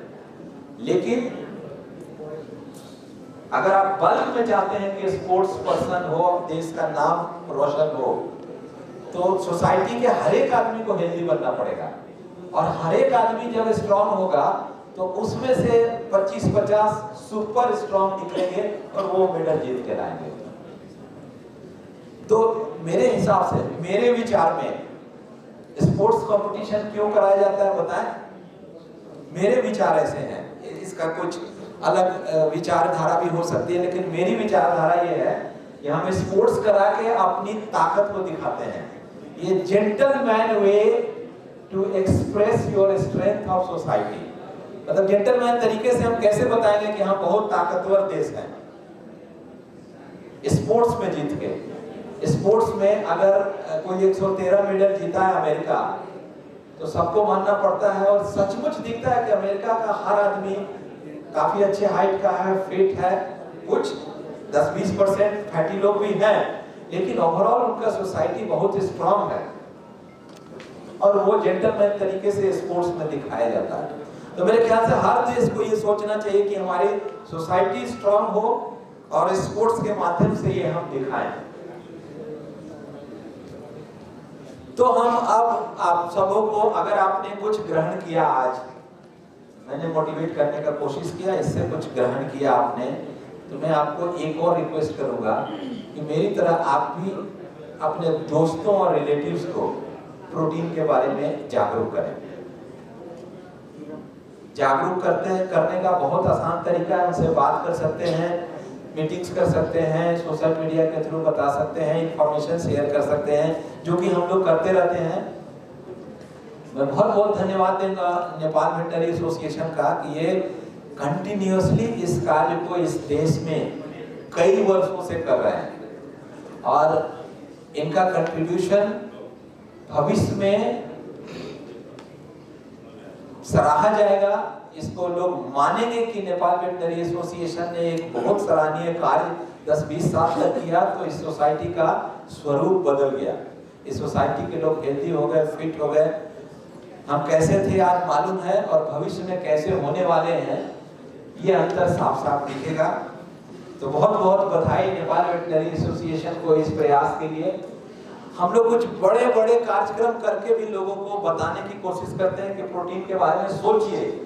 जैसे रन फॉर प्रोटीन, ये एक हाफ मैराथन इवेंट होता है जो कि ऑर्गेनाइज किया जाता है काठमांडू में। पिछले 2 साल से किया गया, शायद अगले साल भी किया जाएगा। इसमें 5-7 हजार लोग भाग लेते हैं डायरेक्टली और कम से कम 30-40 लाख लोगों तक ये इंफॉर्मेशन पहुंचता है कि भाई ये कोई इवेंट हो रहा है काठमांडू में जिसका नाम है रन फॉर प्रोटीन। तो क्यों हो रहा है? लोगों को प्रोटीन के बारे में जागरूक करने के लिए। तो इस तरह के इवेंट से इसका रीच बहुत है, मतलब सोसाइटी के 15-20% लोगों तक हर साल पहुंचते हैं। और इसी तरह से आप सबों की भागीदारी होती रही और नेपाल वेटनरी एसोसिएशन का प्रयास, नेपाल लेयर फार्मर्स एसोसिएशन का प्रयास अगर इसी तरह से जारी रहा तो मेरे ख्याल से भविष्य में यहाँ के पूरे 3 करोड़ जनसंख्या जानेगी कि प्रोटीन क्यों जरूरी है। प्रोटीन के बारे में सोचेंगे, आप लोग के बीच में खुद ही डिस्कशन होगा और डिस्कशन होगा तो आप उचित मात्रा में प्रोटीन खाएंगे। और बहुत बड़े बड़े प्राइज रख के हम अट्रैक्ट करते हैं लोगों को, 10 लाख 15 लाख की कैश प्राइज मनी देके कि आप लोग भाग लें। और अंत में एक हेल्थ मैसेज वीडियो है, मैं आपको ये सुनाना चाहूंगा।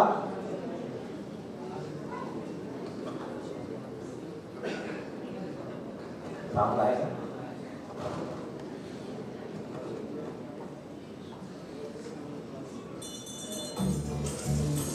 यही नाच्ने मिलाई कमाउने, यही नाच्ने मिलाई घुमाउने, यसको मात्र भयो मलाई।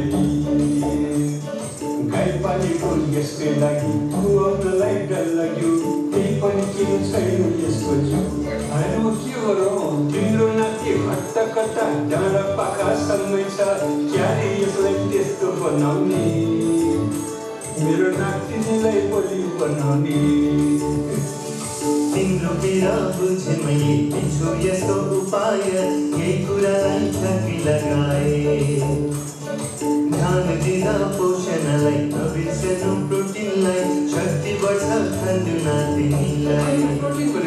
शरीर विकास गराउन, तन्दुरुस्ती बढाउन सबैभन्दा राम्रो उपाय तिम्रो नातिनीलाई प्रोटिन खुवाए। बालबालिकाको शारीरिक विकासका लागि प्रोटिनयुक्त खानेकुरा जस्तै केराकुरी, दाल, दुध, दही, माछा मासु, अन्डा, च्याउ लगायतका खानेकुराहरू अनिवार्य खुवाऊ। यसले उनीहरूको शारीरिक साथसाथै बौद्धिक विकासमा पनि मद्दत पुर्याउँछ। तो इस वीडियो का इस्तेमाल आप अपने बच्चों को प्रोटीन खाने के लिए मोटिवेट करने में कर सकते हैं। आपका बहुत बहुत धन्यवाद। ध्यान से शांति से सुनने के लिए बहुत बहुत धन्यवाद।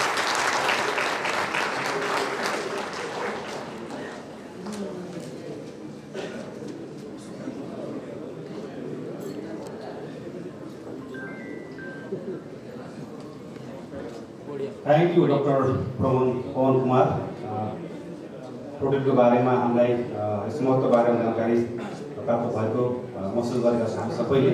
र अब हामी आजको अन्तिम प्रस्तुति तथा दोस्रो प्रस्तुति गर्नुको लागि Pokhara academy of health science का डॉक्टर सन्दीप ओलीजीलाई अनुरोध गर्छु। ठीक छ नि।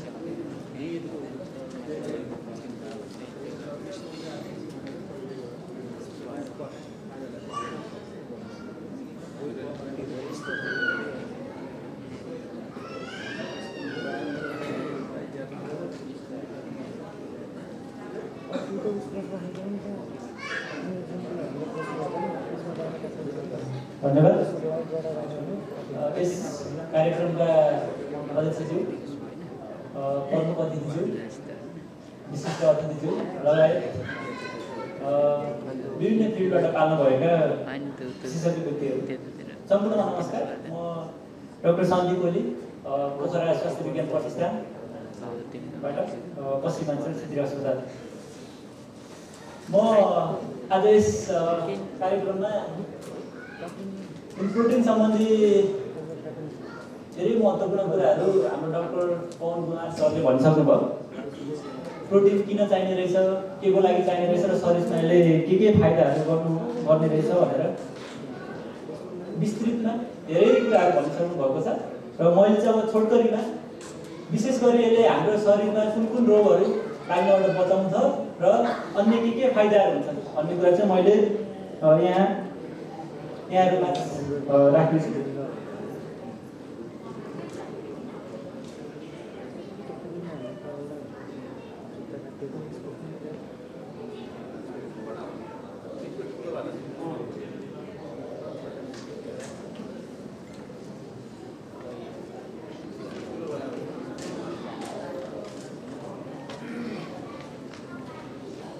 हामीले विशेष गरी मैले अब स्कुलदेखि नै भनौँ एउटा क्वेसन सुन्दै आएका थियौँ र आज मलाई ठ्याक्कै मौका मिलेको छ यो क्वेसन सोध्ने यहाँहरूलाई।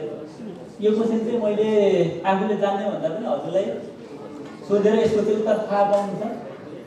र यो क्वेसन छ विच इज फर्स्ट। सायद यो फिल्डसँग रिलेटेड विभिन्न स्टक होल्डरहरू हुनुहुन्छ र यहाँहरूलाई यसको बारेमा विस्तृत रूपमा थाहा होला। र यो चाहिँ म लास्टमा चाहिँ यहाँबाट एन्सर लिनेछु के रहेछ त खासमा यो पहिला चाहिँ कुन आएको रहेछ भनेर। र अब म मेरो विषयवस्तुमा प्रवेश गर्न चाहन्छु। आज यो वर्ल्ड एग डेको सेलिब्रेसनमा मैले विशेष गरी यो एग र एग रिलेटेड प्रोटिन र प्रोटिन बाहेक अन्य पनि महत्त्वपूर्ण न्युट्रिएन्ट अथवा पोषणहरू पाइने भएकोले त्यो सबैको महत्त्व बारेमा थोरै विस्तृत गर्नेछु। खासमा जुन अन्डा एग छ त्यो मान्छेको लागि भन्दा पनि जुन कुखुराको चल्ला हुन्छ अथवा भुँडी त्यसकै लागि बनाइएको हो र त्यो हामी सबैलाई थाहा नै छ। तर सरले भने जस्तै लगभग 100 वर्ष अगाडिदेखि हामीले हाम्रो किचनमा युज गर्दै आइएको one of the best food जुन चाहिँ विभिन्न पोषण पदार्थहरूमा चाहिँ भरिपूर्ण छ र त्यो चाहिँ प्राकृतिक रूपमा नै न्युट्रिएन्ट अथवा पोषणले भरिपूर्ण छ। र हाम्रो खानामा चाहिँ एउटा महत्त्वपूर्ण भूमिका खेलिरहेको छ।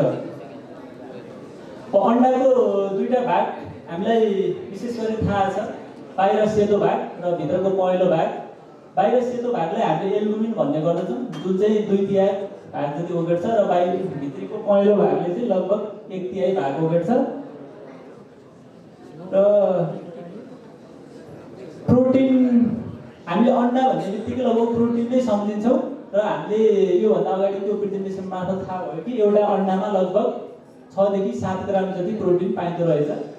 र त्यो प्रोटिन पाइने मात्र होइन कि एउटा one of the best quality protein जुन चाहिँ हामीले जति खान्छौँ त्यति नै डाइजेस्ट हुन्छ र त्यो डाइजेस्ट भएको त्यति नै मात्र हाम्रो रगतमा पुग्दछ र त्यसले सबै मात्राले चाहिँ त्यसले हाम्रो रगतमा काम गर्दछ र त्यो चाहिने काम गर्ने भएकोले यसलाई one of the best protein भनिन्छ।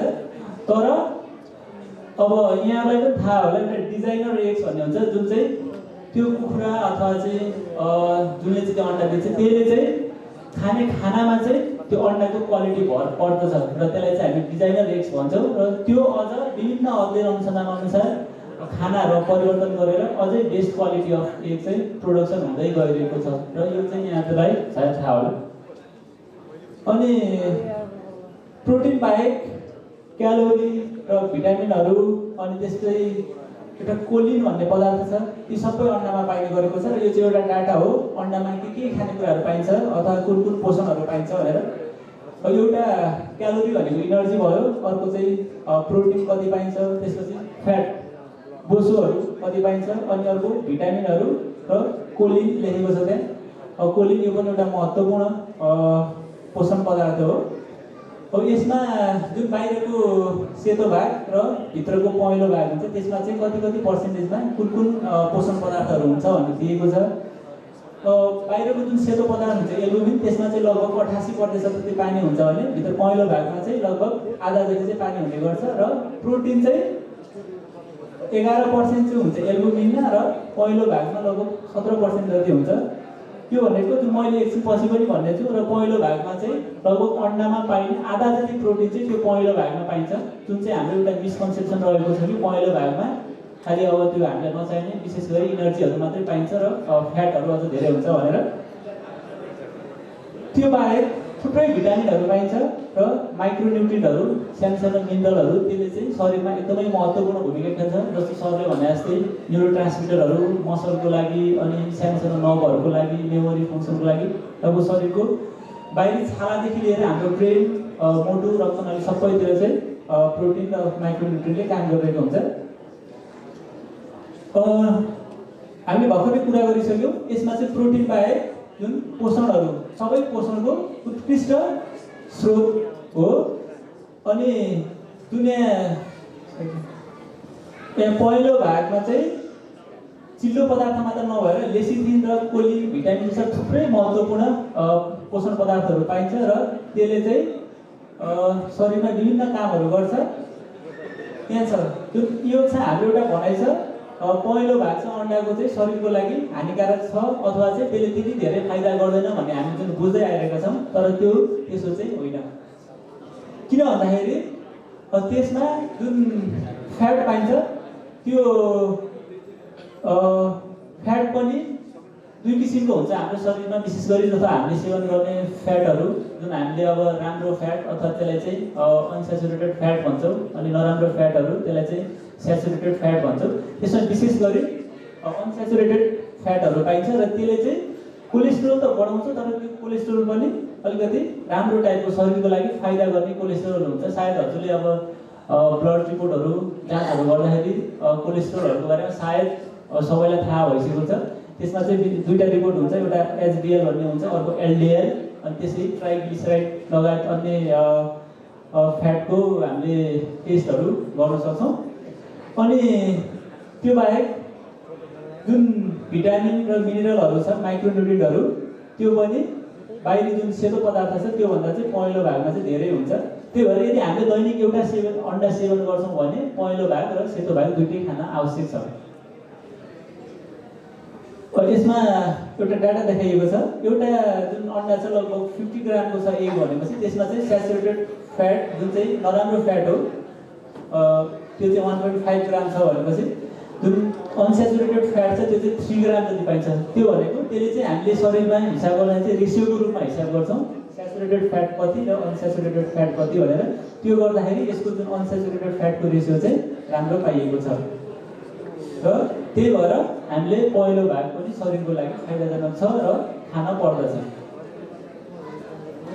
अनि जुन अहिले रिसेन्ट स्टडीहरू भएको छ, अघि मैले डिजाइनर एक्सको कुरा गरेको थिएँ, अहिले रिसेन्टली पब्लिस भएको रिजल्ट अनुसार चाहिँ जुन डिजाइनर एक्सको इफेक्ट छ त्यसले गर्दाखेरि शरीरमा कोलेस्ट्रोल र जुन अन्डामा कोलेस्ट्रोल पाइन्छ र भिटामिन डी पाइन्छ, त्यो कोलेस्ट्रोल चाहिँ पहिलाभन्दा अझै घटेको छ र भिटामिन डी को र अन्य भिटामिनको लेभलहरू चाहिँ बढेको पाइएको छ। अहिले रिसेन्ट जुन एग्सहरू अथवा अन्डाहरू हामीले बजारमा पाइरहेका छौँ। अनि अर्को यहाँ मैले कोलिनको कुरा गरिसकेँ। कोलिन एउटा लगभग हामीले खाने खानामध्ये 50% कोलिन चाहिँ हामीले अन्डाबाट नै पाउँछौँ र अन्य जुन हामीले खानाहरू छ त्योभन्दा एकदम धेरै मात्रामा पाइएको र यसले चाहिँ विशेष गरी मेमोरी प्रोसेसिङ र नर्भ अथवा न्युरो ट्रान्समिसन छ त्यसको लागि एकदमै महत्त्वपूर्ण भूमिका खेलेको हुन्छ। र मैले यो भन्नुको अर्थ अन्डा भन्ने बित्तिकै हामी प्रोटिन मात्रै सम्झिने गर्छौँ, तसर्थ अन्डामा प्रोटिन बाहेक अरू थुप्रै अन्य पोषणयुक्त पदार्थहरू पाइन्छ जुन चाहिँ शरीरको लागि एकदमै अति आवश्यक छ। अनि अर्को चाहिँ एउटा महत्त्वपूर्ण कुरा छ, अहिले हामीले जुन ग्लोबली एउटा प्रब्लम फेस गरिरहेका छौँ मोटोपन अथवा चाहिँ ओबेसिटी, जति गरे पनि तौल घट्दै नघट्ने हामीले थुप्रै पेसेन्टहरू भेट्छौँ ओबेडिमा पनि। पहिला बढाउन जति गाह्रो थियो घटाउन चाहिँ त्योभन्दा एकदमै धेरै गाह्रो भयो भन्ने कुराहरू हुन्छ। त्यसको एउटा सोल्युसन भनेको अन्डा एकमा पाइने जुन क्यालोरी छ त्यो क्यालोरीले चाहिँ शरीरलाई इनर्जी चाहिँ दिन्छ, तर त्यसले भोक चाहिँ छिटो लाउँदैन। भोक छिटो नलागेपछि के हुन्छ भन्दाखेरि हामीले एपेटाइट कम हुन्छ र त्यसले गर्दाखेरि हाम्रो सुगरहरू कम लेभलहरू मेन्टेन भइरहेछ अनि इनर्जी चाहिँ मेन्टेन भइरहेछ। तर हामीले धेरै खानेकुराहरू हामीले खाँदैनौँ भनेपछि हाम्रो तौल घटाउनमा चाहिँ यसले एकदमै सहयोग गर्ने पाइएको छ। र यो अहिले जुन विभिन्न डाइटहरू आउँछ विशेष गरी ओबिस पेसेन्टहरूको लागि, उहाँहरूको लागि चाहिँ अन्डा पनि त्यो डाइटमा चाहिँ राख्ने गरेको पाइएको छ। मैले भनिसकेँ यसमा जुन अन्डामा पाइने बेस्ट क्वालिटी प्रोटिन र त्यसले दिने ड्युरेबल इनर्जीले गर्दाखेरि वेट चाहिँ घटाउन महत्त्वपूर्ण भूमिका खेलिरहेको छ। त्यसै अर्को एउटा अन्डामा भएको प्रोटिन बाहेक अरू फाइदाहरू चाहिँ जुन दुईवटा प्रोटिन जुन पोषण पदार्थहरू छ ग्लुटेन र जेक्सान्थिन भन्ने, त्यसले चाहिँ हाम्रो आँखामा महत्त्वपूर्ण भूमिका खेल्छ। जुन अब विशेष गरी वृद्धावस्थामा अथवा 50-60 वर्ष उमेर कटेपछि अन्धोपन ल्याउने एउटा महत्त्वपूर्ण रोग हो। ARMD भन्छ हामीले, मैकुलर डिजेनेरेसन हो। त्यो चाहिँ भनेको आँखाभित्रको सेलहरू मर्दै जान्छ र त्यो सेलको लागि चाहिँ यो दुईवटा प्रोटिनहरू अथवा यो दुईवटा जुन पोषण पदार्थहरू छ यसले चाहिँ एकदमै महत्त्वपूर्ण भूमिका खेल्छ। र तसर्थ अन्डा सेवन गर्दै गइराख्यो भने चाहिँ यसले चाहिँ आँखाको जुन दृष्टि छ त्यसलाई पनि मेन्टेन गर्नलाई एकदमै धेरै हेल्प गरिरहेको हुन्छ। त्यसका साथसाथै जुन अब त्यस्तै वृद्धावस्था भन्ने अर्को एउटा रोग छ मोतीबिन्दु, जसलाई चाहिँ क्याट्राक्ट भन्छन्। त्यो चाहिँ one of the most common cause of blindness worldwide नै हो। विशेष गरी हाम्रो ठाउँमा पनि लगभग 60-70 वर्ष कटेपछि आँखाको अपरेसन क्याट्राक्टको लागि नगरेको मान्छे कमै नै भेट्छौँ। त्यसको लागि पनि त्यो लेसिथिनले चाहिँ एकदमै धेरै महत्त्वपूर्ण भूमिका खेलेको हुन्छ र त्यो मेन्टेन भइराख्यो भने आँखामा चाहिँ क्याट्राक्ट हुन पाउँदैन। र त्यस्तै जुन आँखाको मांसपेशीहरू चाहिँ विशेष गरी यो चाहिँ अब विद्यालय जाने बच्चाहरूमा भनौँ जुन चस्मा लाउनु पर्ने समस्याहरू हुन्छ त्यो चाहिँ विशेष गरी मांसपेशीको कमजोरीले गर्दाखेरि हुन्छ। आँखाकै कमजोरीले भन्दा पनि मांसपेशीको कमजोरीले गर्दाखेरि हुने गर्छ। र त्यो आँखाको मसलहरू चाहिँ बलियो बनाउनु पनि त्यो लेसिथिनहरू चाहिँ एकदमै महत्त्वपूर्ण भूमिका खेलेको हुन्छ।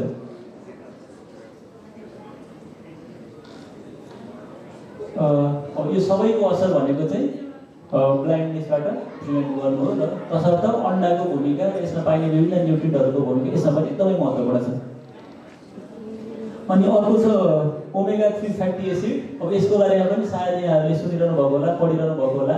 अब अहिले विभिन्न डाइटहरू पनि आउँछ ओमेगा 3 फ्याटी एसिड पाइने, र अन्डामा पनि यसको लेभल एकदमै राम्रो मात्रामा पाइएको र बेस्ट क्वालिटीमा पाइएको भएर यसले पनि जुन हृदय रोगहरू छ, विभिन्न सेरेब्रोभास्कुलर एक्सिडेन्टहरू, मुटु रोग अथवा चाहिँ जुन प्यारालाइसिस लगायत हामीले समस्याहरू भन्ने गर्छौँ सामान्य भाषामा, त्यो रोगहरूबाट बचाउन पनि यो ओमेगा 3 फ्याटी एसिड जुन अन्डामा पाइने गर्दछ यसले चाहिँ एकदमै महत्त्वपूर्ण भूमिका खेलेको पाइन्छ। र अर्को आयो कोलेस्ट्रोलको। अघि नै मैले भनिसकेँ अन्डामा पाइने जुन कोलेस्ट्रोल छ त्यो चाहिँ राम्रो खालको कोलेस्ट्रोल हो। फ्याट पाइन्छ तर it is of good quality. त्यो भएर अन्डा सेवन गर्दाखेरि हाम्रो शरीरमा कोलेस्ट्रोल लेभलहरू लगायतलाई केही पनि असर गर्दैन। पहिलाको स्टडीहरू थियो जसले चाहिँ अन्डा धेरै सेवन गर्नु हुँदैन, त्यो लगायत जुन दीर्घरोगीहरू हुन्छ विशेष गरी उहाँहरूले चाहिँ अन्डा खानुहुन्न भन्ने गरेको पाइन्थ्यो। तर अहिलेको रिसेन्ट आर्टिकलहरूले गर्दा चाहिँ तिनीहरूलाई डिनाइ गरेको छ। यिनीहरू महत्त्वपूर्ण अर्को असरहरू छ जस्तो सुगरको बिरामी, विशेष गरी डायबिटिस मेलाइटिसहरू हुनुहुन्छ, उहाँहरूमा पनि अन्डाको असर के हुन्छ भनेर अझ पहिला सुगर भन्ने चाहिँ केही पनि खानेकुराहरू नखाने अथवा चाहिँ अब अन्डाको पनि अलिकति नेगेटिभ असरहरूको बारेमा डिस्क्राइब गरेको पाइन्थ्यो। तर अहिले चाहिँ यदि ठिक्क मात्रामा जुन अप्टिमम अमाउन्ट अफ प्रोटिन छ, अघि हाम्रो सरले भन्नुभयो, त्यस्तै सेवन गर्दै गयौँ भने चाहिँ यसले चाहिँ डायबिटिसको रिस्कहरूलाई पनि घटाउने गरेको पाइएको छ। किन भन्दाखेरि अघि मैले भनिसकेँ यसले चाहिँ सुगर लेभललाई मेन्टेन गरिरहेको छ र यो चाहिँ ढिलो मात्रासम्म इनर्जी दिने भएकोले डायबिटिसको रिस्क पनि घटाउने गरेको पाइएको छ। र अर्को जुन छ त्यो बाहेक अर्को ब्लड प्रेसर जुन हामीले सबैले भोग्दै आएको एउटा सादा समस्याको रूपमा छ।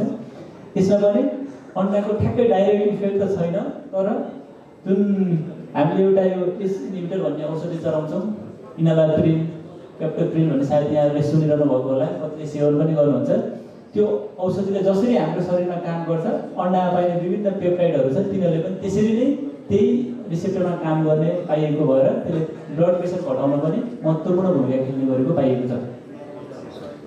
त्यस्तै यसमा पाइने अरू छन् यो लोमिफ्लाभिन, लोमिप्रोम लगायत अन्य विभिन्न माइक्रोन्युट्रिएन्टहरूले यिनीहरूले जुन एउटा अर्को भयानक रोगको बारेमा जुन हामीले बुझिरहेका हुन्छौँ, क्यान्सर भन्छौँ, त्यो यसमा चाहिँ एन्टी क्यान्सरस इफेक्ट पनि हुने गरेको पाइएको छ र यसले यो जुन एन्टिअक्सिडेन्ट भन्ने अर्को रूपमा पनि काम गर्छ। एन्टिअक्सिडेन्टको काम पनि विभिन्न अब क्यान्सर लगायत अन्य रोगहरूबाट बचाउनु अथवा चाहिँ जुन मान्छेको अब उमेरको कारणले हुने गर्दाखेरि हुने समस्याहरू जस्तो छालामा देखिने चाउरीपना लगायत अन्य विभिन्न समस्याहरू चाहिँ यो अक्सिडेन्टहरूले गरेको हुन्छ र अन्डामा चाहिँ यसको चाहिँ अपोजिट इफेक्ट पाएकोले यसले त्यो विभिन्न समस्याहरूमा चाहिँ एकदम राम्रो काम गर्ने भेटिएको छ। र अघि पनि कुरा आइसक्यो हाम्रो इम्युन फङ्सन, अब कोभिडको कुरा पनि हाम्रो डक्टर पवन कुमार सरले निकाल्नु भएको थियो। अन्डामा पाइने जुन प्रोटिनहरू छ त्यसले चाहिँ शरीरको रोग प्रतिरोधात्मक क्षमतालाई पनि एकदमै बढाउने र त्यसमा भएको जुन एन्टिबोडिजहरू छ त्यसले चाहिँ यो भाइरस लगायत ब्याक्टेरिया अनि विभिन्न रोगहरूबाट चाहिँ बचाउने गरेको पाइएको छ। र यसमा विशेष गरी पाइने एउटा साइलिक एसिड भन्ने एजेन्ट छ, त्यो चाहिँ हामीले साइलिक एसिड भन्ने जुन एजेन्ट छ यसले चाहिँ रोगहरूसँग डाइरेक्टली नै लड्ने गरेको पाइएको छ र त्यसले गर्दाखेरि विभिन्न रोगहरूबाट बचाउने सहयोग गर्दछ। र अर्को एउटा क्वेसन छ,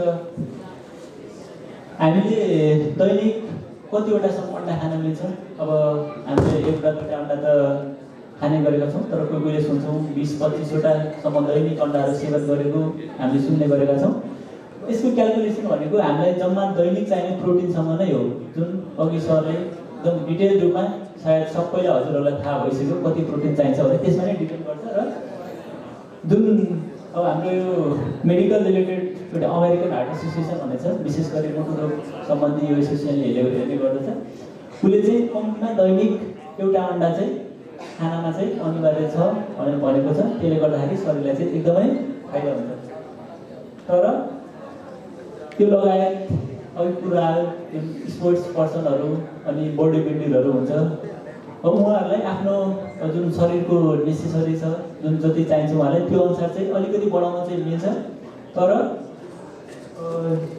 जुन जसरी अब अन्डा मात्रै खाएर चाहिँ शरीरको लागि सबैलाई डाइजेस्ट नहुन सक्छ र त्यो क्यालोरी सबै अथवा प्रोटिन रिक्वायरमेन्ट उहाँले क्यालकुलेसन गर्न सक्नुहुन्छ। जस्तो अब हाम्रो 60 केजी वेट छ भने अघि नर्मल पर्सनलाई हाम्रो 60 ग्राम नै प्रोटिन चाहिन्छ र एउटा अन्डाबाट अब 6 ग्राम प्रोटिन आउँछ भने चाहिँ दैनिक 10वटा अन्डा चाहिने हो। तर त्यसले प्रोटिन त दियो, तर त्यो बाहेक जुन क्यालोरीहरू हुन्छ क्यालोरी चाहिँ मेन्टेन हुँदैन, इनर्जी पनि चाहिन्छ शरीरलाई, त्यसको लागि चाहिँ अन्य खानेकुराहरू चाहिन्छ। तर बडी बिल्डरहरू हुन्छ, विशेष गरी प्रोफेसनल बडी बिल्डरहरू, उहाँहरूले चाहिँ क्यालोरीहरू एकदम रेस्ट्रिक्ट गर्नुहुन्छ र उहाँले प्रोटिनहरू मात्रै बढाउनुहुन्छ। त्यसको लागि चाहिँ उहाँहरूले अन्डर गाइडेन्स सुपरभिजनमा चाहिँ अब त्यसरी सेवन गर्ने गरेको पाइएको छ। तर साधारण मान्छेलाई दैनिक एउटा अथवा दुईवटा अन्डाभन्दा बढी खाँदाखेरि यसले चाहिँ डाइजेसनमा प्रब्लमहरू ल्याउने सम्भावना चाहिँ भेटिएको पाइन्छ। अनि अर्को एउटा छ, सायद हामीले अब दुईटै रूपमा चाहिँ अन्डा खाने गरेका छौँ, बोइल्ड र फ्राइड। अब कुन चाहिँ उत्तम भनेर विभिन्न रिसर्चहरू छ, कुनमा चाहिँ प्रोटिनहरू न्युट्रिएन्टहरू चाहिँ राम्रो पाइन्छ भनेर विभिन्न रिसर्चहरू छ। अब त्यो रिसर्चहरूको आफ्नै आफ्नै रिजल्ट छ। तर धेरै जसो रिसर्चहरूले चाहिँ अब हामीले सुन्ने गरेको हामीले बोइल्ड गर्दा नै राम्रो हुन्छ होला भनेर हामीले चाहिँ सामान्यतया सोच्छौँ। तर धेरै जसो रिसर्चले के भनेको छ भन्दाखेरि यदि अन्डालाई धेरै तेल हालेर होइन सामान्य फ्राई मात्र गरेर खायो भने चाहिँ त्यो अन्डा चाहिँ डाइजेस्ट गर्न शरीरलाई सजिलो हुन्छ र त्यो डाइजेस्ट गर्न सजिलो भएपछि त्यो अन्डा चाहिँ शरीरले राम्ररी पचाउँछ र त्यसमा भएको सबै जसो प्रोटिनहरू चाहिँ हाम्रो शरीरले युज गर्न सक्छ भनेको छ। तसर्थ तर त्यो धेरै रूपमा फरक चाहिँ पर्दैन। यदि अब धेरै अन्डा खाने गरेको छ कसैले, जस्तो अघि कुरा गरे जस्तै प्रोफेसनल बडी बिल्डर भने चाहिँ उहाँहरूलाई म्याटर गर्न सक्छ। तर दैनिक अब थोरै रूपमा एउटा अथवा दुईवटा अन्डा खान्छ भने त्यसलाई चाहिँ यसले धेरै म्याटर चाहिँ गर्छ। अनि अनि अर्को छ अब हाम्रो विभिन्न बिरामीहरूले पनि सोध्ने गरेको पाइन्छ अन्डा काँचो अन्डा खान मिल्छ कि मिल्दैन अथवा बोइल र फ्राई नगरिकन खान मिल्छ कि मिल्दैन। यदि अन्डा काँचो अन्डा खाँदाखेरि यसको रेसियो त एकदमै धेरै थोरै नै छ, तर कतिपय अन्डाहरूमा चाहिँ विभिन्न ब्याक्टेरियाहरू हुने गरेको पाइएको छ। जस्तो एउटा कमनली पाइने भनेको स्याल्मोनेला भन्छौँ, जसले चाहिँ अब सामान्य रूपमा टाइफाइड लगायत रोगहरू लाउँछ र डाइजेसनमा प्रब्लम गर्छ। तर अब हाम्रोतिर चाहिँ ठ्याक्क मलाई पनि थाहा भएन, अब वेस्टर्न कन्ट्रीहरूतिर चाहिँ अन्डाहरूलाई चाहिँ पास्चराइजेसन गरेको हुन्छ, अर्थात् जसरी अब दुधहरूलाई चाहिँ अब त्यसलाई अटोक्लेभ गरेको अथवा चाहिँ त्यहाँ भएको कीटाणुहरू मारेको हुन्छ, अन्डालाई त्यसरी पास्चराइजेसन गरेको हुन्छ। यदि पास्चराइजेसन गरेको अन्डा छ भने चाहिँ त्यसलाई काँचै खान चाहिँ मिल्छ, तर कुखुराले दियो टिपेर खाइहाल्न चाहिँ अलिकति शरीरको लागि त्यति सेफ चाहिँ नहुन सक्छ। अब मेरो आज प्रेजेन्टेसनको लगभग धेरै कुराहरू सक्यो। म यो सुरुको क्वेसनमा आएँ, यहाँलाई सबैलाई थाहा भइसकेको छ। सुरुको क्वेसन थियो मेरो एउटा, कुन चाहिँ पहिला भनेर। सरहरूलाई थाहा होला सायद, विशेष गरी स्टेक होल्डरहरू हुनुहुन्छ उहाँहरूलाई। तर विभिन्न अब म यसमै आउँछु, विभिन्न रिसर्चहरूले के भन्छ भन्दाखेरि त्यो जुन कुखुरा छ, कुखुराको उत्पादन चाहिँ रेप्टाइल लगायत जुन छ यो स्नेकहरू क्रोकोडाइलहरू हुँदै आएको थियो भन्छ, र त्यो अनुसार तसर्थ पहिला कुखुरा आयो र त्यसपछि अन्डा आयो। मेरो प्रेजेन्टेसन अहिले यति नै। यहाँहरू सम्पूर्णलाई एकदमै धन्यवाद।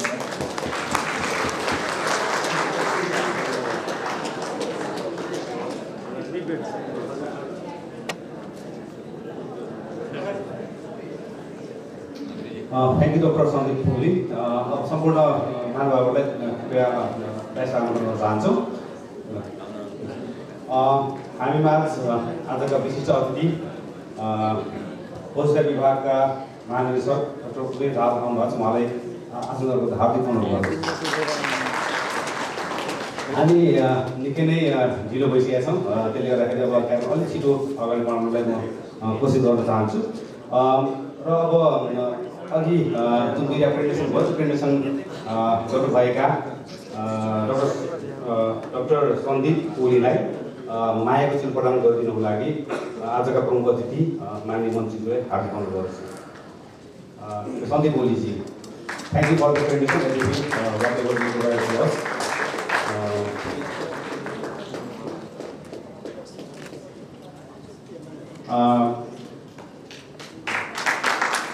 त्यसै गरी टोकन अफ लभ ग्रहण गरिदिनुको लागि आज अर्को प्रस्तुतकर्ता डाक्टर पवन, प्लिज।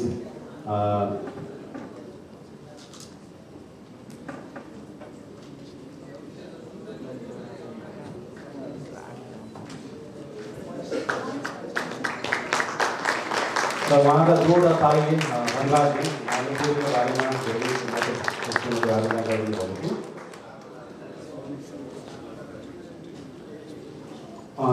अब हामी कार्यक्रमको लगभग अन्त्यतिर आइपुगेका छौँ र अब कार्यक्रम मन्तव्यको रहेको छ। हामीले अघि अलि लामै एउटा स्टुडियो बनाएको थियो भने अब चाहिँ थोरै छुट्याएर यसलाई छोटो रूपमा गर्न चाहन्छौँ।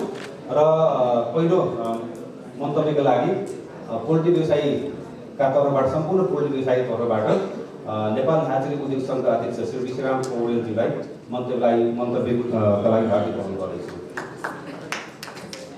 र कृपया समयलाई पनि ध्यान दिउँला, एकदम हामी ढिलो भइसकेको छौँ।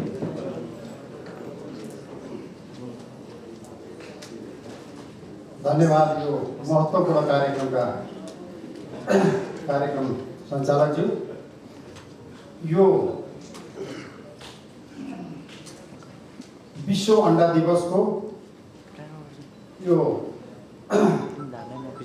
ज्यादै महत्त्वपूर्ण कार्यक्रमको अध्यक्षता गरिरहनुभएका अध्यक्षज्यू र यो कार्यक्रमको प्रमुख अतिथिज्यू लगायत सम्पूर्ण विशिष्ट अतिथिज्यूहरू र सम्पूर्ण सहभागी महानुभावहरू, साँच्चीकै हामीले यो अन्डा अघि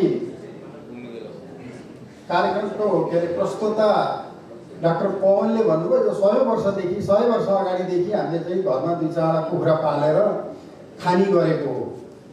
त्यसमा पनि अझ त्यहाँ जाति सम्प्रदायको पनि कुरा थियो। हामीले त खाना पाउँदैन, हामीले खाना हुँदैन भन्ने थियो। त्यसबाट विकास हुँदै आएर आजसम्म आइपुग्दाखेरिमा हामीले अन्डा खाएनौँ भने त्यसको असर के हो, त्यसलाई कसरी खाने र भेजिटेरियनहरूलाई पनि त्यही अनुसारको अब अन्डा बाहेकको चिज के हुन्छ र सबैभन्दा सजिलो मानव शरीरको वृद्धिको लागि र स्वस्थ रहनको लागि अन्डाको कति महत्त्वपूर्ण हुने कुरा रहेछ भन्ने कुरा आजका 2 जना प्रस्तुता साथीहरूले प्रश्न पार्नुभयो। र यो साँच्चीकै हाम्रो किचनमा खाना बसेको बेलामा सट्ट अन्डा फ्राई गर्यो भने त्यो भान्सा पनि धेरै रसिलो जस्तो, खाना पनि अलि हल्का मन लागे जस्तो, त्यो खालको प्र्याक्टिसमा आज हामी सबै पुगेका छौँ। र यसको महत्त्वलाई बुझाइदिएर अथवा हामीलाई के अरे यो ज्ञान दिएर जो आज हामीलाई यो मौका दियो, यो मौका दिने नेपाल लेयर कुखुरा पालक सङ्घ र भेटनरी एसोसिएसनलाई धेरै धेरै धन्यवाद दिन चाहन्छु। लगायत 2 जना डाक्टर साहबहरूले लामो समय दिएर मेहनतका साथ हामीलाई धेरै चिजहरू प्रश्न पारिदिनु भएको छ। उहाँलाई पनि धेरै धेरै धन्यवाद दिँदै मैले यो समयको उल्लेख गर्दा पनि भनिसक्नु भएको छ, यसलाई धेरै लामो नगरिकन समग्र पोल्ट्री व्यवसायको तर्फबाट पनि यो कार्यक्रमको आयोजकलाई धन्यवाद दिँदै आफ्नो सानो भनाइ यहीँ राख्छु। हस्त धन्यवाद।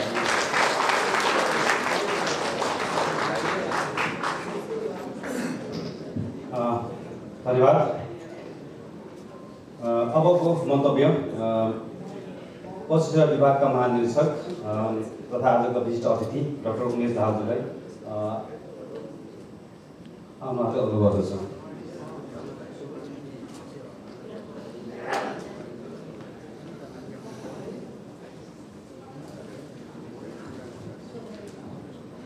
धन्यवाद डाक्टर राजेश। यस कार्यक्रमका अध्यक्ष महोदय, प्रमुख अतिथि माननीय मन्त्रीज्यू, विशिष्ट अतिथिज्यू, विशेष अतिथिज्यूहरू, मञ्चमा आसीन विशिष्ट व्यक्तित्वहरू र नेपाल देश कुखुरा पालक सङ्घका अध्यक्ष लगायत सम्पूर्ण आदरणीय प्रतिनिधि महानुभावहरू, नेपाल भेटनरी एसोसिएसन केन्द्रीय कार्यकारी समितिका सम्पूर्ण पदाधिकारी तथा यस गण्डकी अध्यक्ष लगायत सम्पूर्ण उपस्थित हुनुभएका एसोसिएसनका सदस्यज्यूहरू र पोल्ट्री व्यवसायमा आबद्ध रहनुभएका सम्पूर्ण व्यवसायी महानुभावहरू, पत्रकार मित्रहरू, उपस्थित भएका दर्शकहरू, सबैभन्दा निकै राम्रो नाराका साथ वास्तवमा यो स्वच्छ र समुन्नत भविष्यको लागि अन्डा सेवन हुन सक्छ। यसको यो एक्स फर हेल्दी फ्युचर भन्ने यसको मूल नाराका साथ विश्व परिवेशले विश्व अन्डा दिवस हामी मनाइरहेका छौँ र अक्टोबर 13, 2023मा आज नेपालको मातृ समिति र यो अन्डा दिवस मनाइएको छ। यसको महत्त्व के हो भन्ने सम्बन्धमा पूर्ववक्ता 2 वटा प्रेजेन्टेसनमा र विशेष गरी सम्बोधन doctor Pavan and doctor Sandeep for the expert presentation र उहाँहरूको प्रेजेन्टेसनमा यो कुराहरू आइसकेको छ। अन्डाको महत्त्व, हामीले कति अन्डा खानुपर्छ भन्ने सम्बन्धमा आइसकेपछि र स्वास्थ्य एउटा स्वस्थ मानिसको लागि अन्डा अपरिहार्य प्रोटिन, सुपाच्य प्रोटिन हामी अन्डाबाट प्राप्त गर्न सक्छौँ भन्ने कुराहरू चाहिँ अघि नै आइसकेको छ। धेरै वक्ताहरूले भनिसक्नु भएको छ अन्डाको महत्त्व यहाँहरू सबैलाई जगजाहेर छ। माननीय मन्त्रीज्यू र सम्पूर्ण उपस्थित महानुभावहरू, यहाँ अब यस पोल्ट्री सेक्टरकै भनौँ न समग्र पोल्ट्री व्यवसायमा आबद्ध रहनुभएका सङ्घ संस्थाहरू पनि आबद्ध हुनुभएको हुनाले यस अन्डाको महत्त्व र अब हामीले दीर्घकालीन रूपमा स्वच्छ र सफा अन्डा उत्पादनको लागि उत्पादन लागत घटाउनेदेखि लिएर कसरी हामी चाहिँ आम जनमानसमा यो सुपाच्य प्रोटिन पुर्याउन सक्छौँ भन्ने चाहिँ पशु विभागले पनि दिइरहेको छ। यसमा विभागले गर्नुपर्ने नीतिगत पहलहरू जहिले पनि विभागले गर्ने नै छ भन्ने कुरो म तमाम व्यवसायीहरूलाई पनि आश्वस्त दिलाउन चाहन्छु। हामीले विश्व परियोजना हेर्ने हो भनेदेखि हाम्रो उत्पादन लागत अलिक बढेको हो कि भन्ने हामीलाई आवाज भएको छ धेरै ठाउँबाट चाहिँ, जसले गर्दाखेरि छिमेकी मुलुकहरूबाट चाहिँ यो पन्छिने पदार्थको बेला बेलामा अनाधिकृत रूपमा चाहिँ आउन खोजेको अवस्थाहरू छ। यद्यपि हाम्रो देश कुखुराको क्षेत्रमा र समग्र पशुपन्छीको अन्य क्षेत्रमा पनि दुधमा भनौँ, मासुमा, अन्डामा हामी आत्मनिर्भर भइसकेका छौँ। आज दुधको कुरा गर्ने हो भनेदेखि बढी उत्पादन गरेर कसरी यसलाई चाहिँ भोलि हुन नदिएर के गर्नुपर्छ भन्ने सम्बन्धमा केन्द्रमा पनि म आउनुभन्दा पूर्व पनि त्यही विषयमा छलफल भएको अवस्था छ। अब अरू अहिले मासु र अन्डाको उसमा हामी एकदमै हाम्रो चाहिँ अघि आइसकेको छ। फेरि पनि भनौँ हाम्रो प्रति व्यक्ति उपलब्ध हुनुपर्ने भन्दा हामी निकै माथि गइसकेका छौँ, जसले गर्दाखेरि सम्मानज्यूको यो चाइना भ्रमणकै क्रममा हामी कुक बफेलो मिटहरू र पोल्ट्रीको मिटहरू पनि भनौँ, कुखुराका मासुहरू पनि निर्यात गर्न सक्ने विषयमा प्रोटोकल बन्दै गरेको छ। यो सुरुवात भएको छ आजको भोलि भन्ने भन्दा पनि।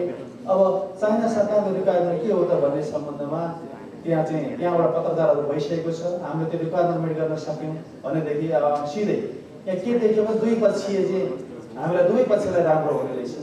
त्यो तिब्बतको कुरा गर्ने हो भने चाइनाले निकै नै गाह्रो पर्दो रहेछ। उनीहरू विकसित ठाउँहरूभन्दा तिब्बतको जनसङ्ख्या पाल्नको लागि धेरै नै ठुलो ट्रान्सपोर्टेसन कस्ट लाग्दो रहेछ भनेदेखि हाम्रो हिसाबले हेर्ने हो भनेदेखि हामीले त यो चाइना विशेष तिब्बतको पपुलेसनलाई चाहिँ यो मासुद्वारा अन्डाजन्य पशु उत्पादनहरू चाहिँ पुर्याउन सकियो भनेदेखि त्यो दुवै पक्ष हामीले पनि प्रिमियम प्राइस पाउने र चाइनाले पनि आफ्नो जनसङ्ख्यालाई एउटा बायोलेटरल कोअपरेसन भन्छ, दुई देशबिचको वास्तवमा बडो राम्रो हुने त्यो मानेमा हामी अगाडि बढिसकेको बेला यहाँलाई मिडिया मार्फत आएको छ। केही आन्तरिक गृह कार्य गर्नुपर्नेमा चाहिँ मन्त्रालय विभाग चाहिँ लागि परेको बेहोरा पनि म निवेदन गर्न चाहन्छु।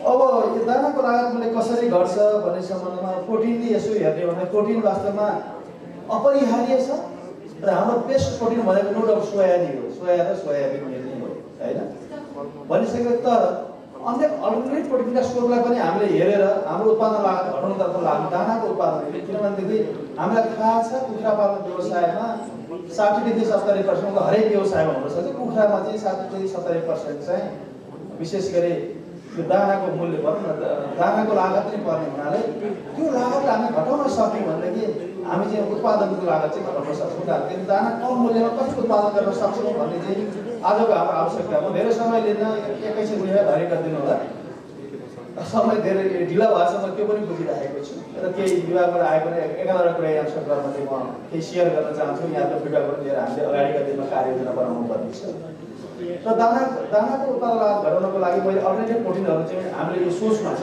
अरू कुन प्रोटिन हो, सोया छँदैछ, अरू प्रोटिनलाई पनि केही मात्रामा एकदम सोयाको रिप्लेस अरू कुनै पनि प्रोटिनले गर्न सक्दैन। हामीले बुझ्दा केही चाहिँ अलिकति किन मूल्य उत्पादन लागत कम गर्नको लागि त्यो सोचाइमा चाहिँ त्यसको लागि छुट्टै व्यवसायहरू चाहिँ हामी छलफल गरेर अगाडि बढ्छौँ। अहिले मैले केही यहाँलाई हेर्छु त्यो अबको आवश्यकता भनेको हामीले उत्पादन लागत कसरी घटाउन सक्छौँ पोल्ट्रीमा त्यो हेर्नुपर्ने हुन्छ भन्ने एउटा मैले त्यो कुराहरू गरेँ।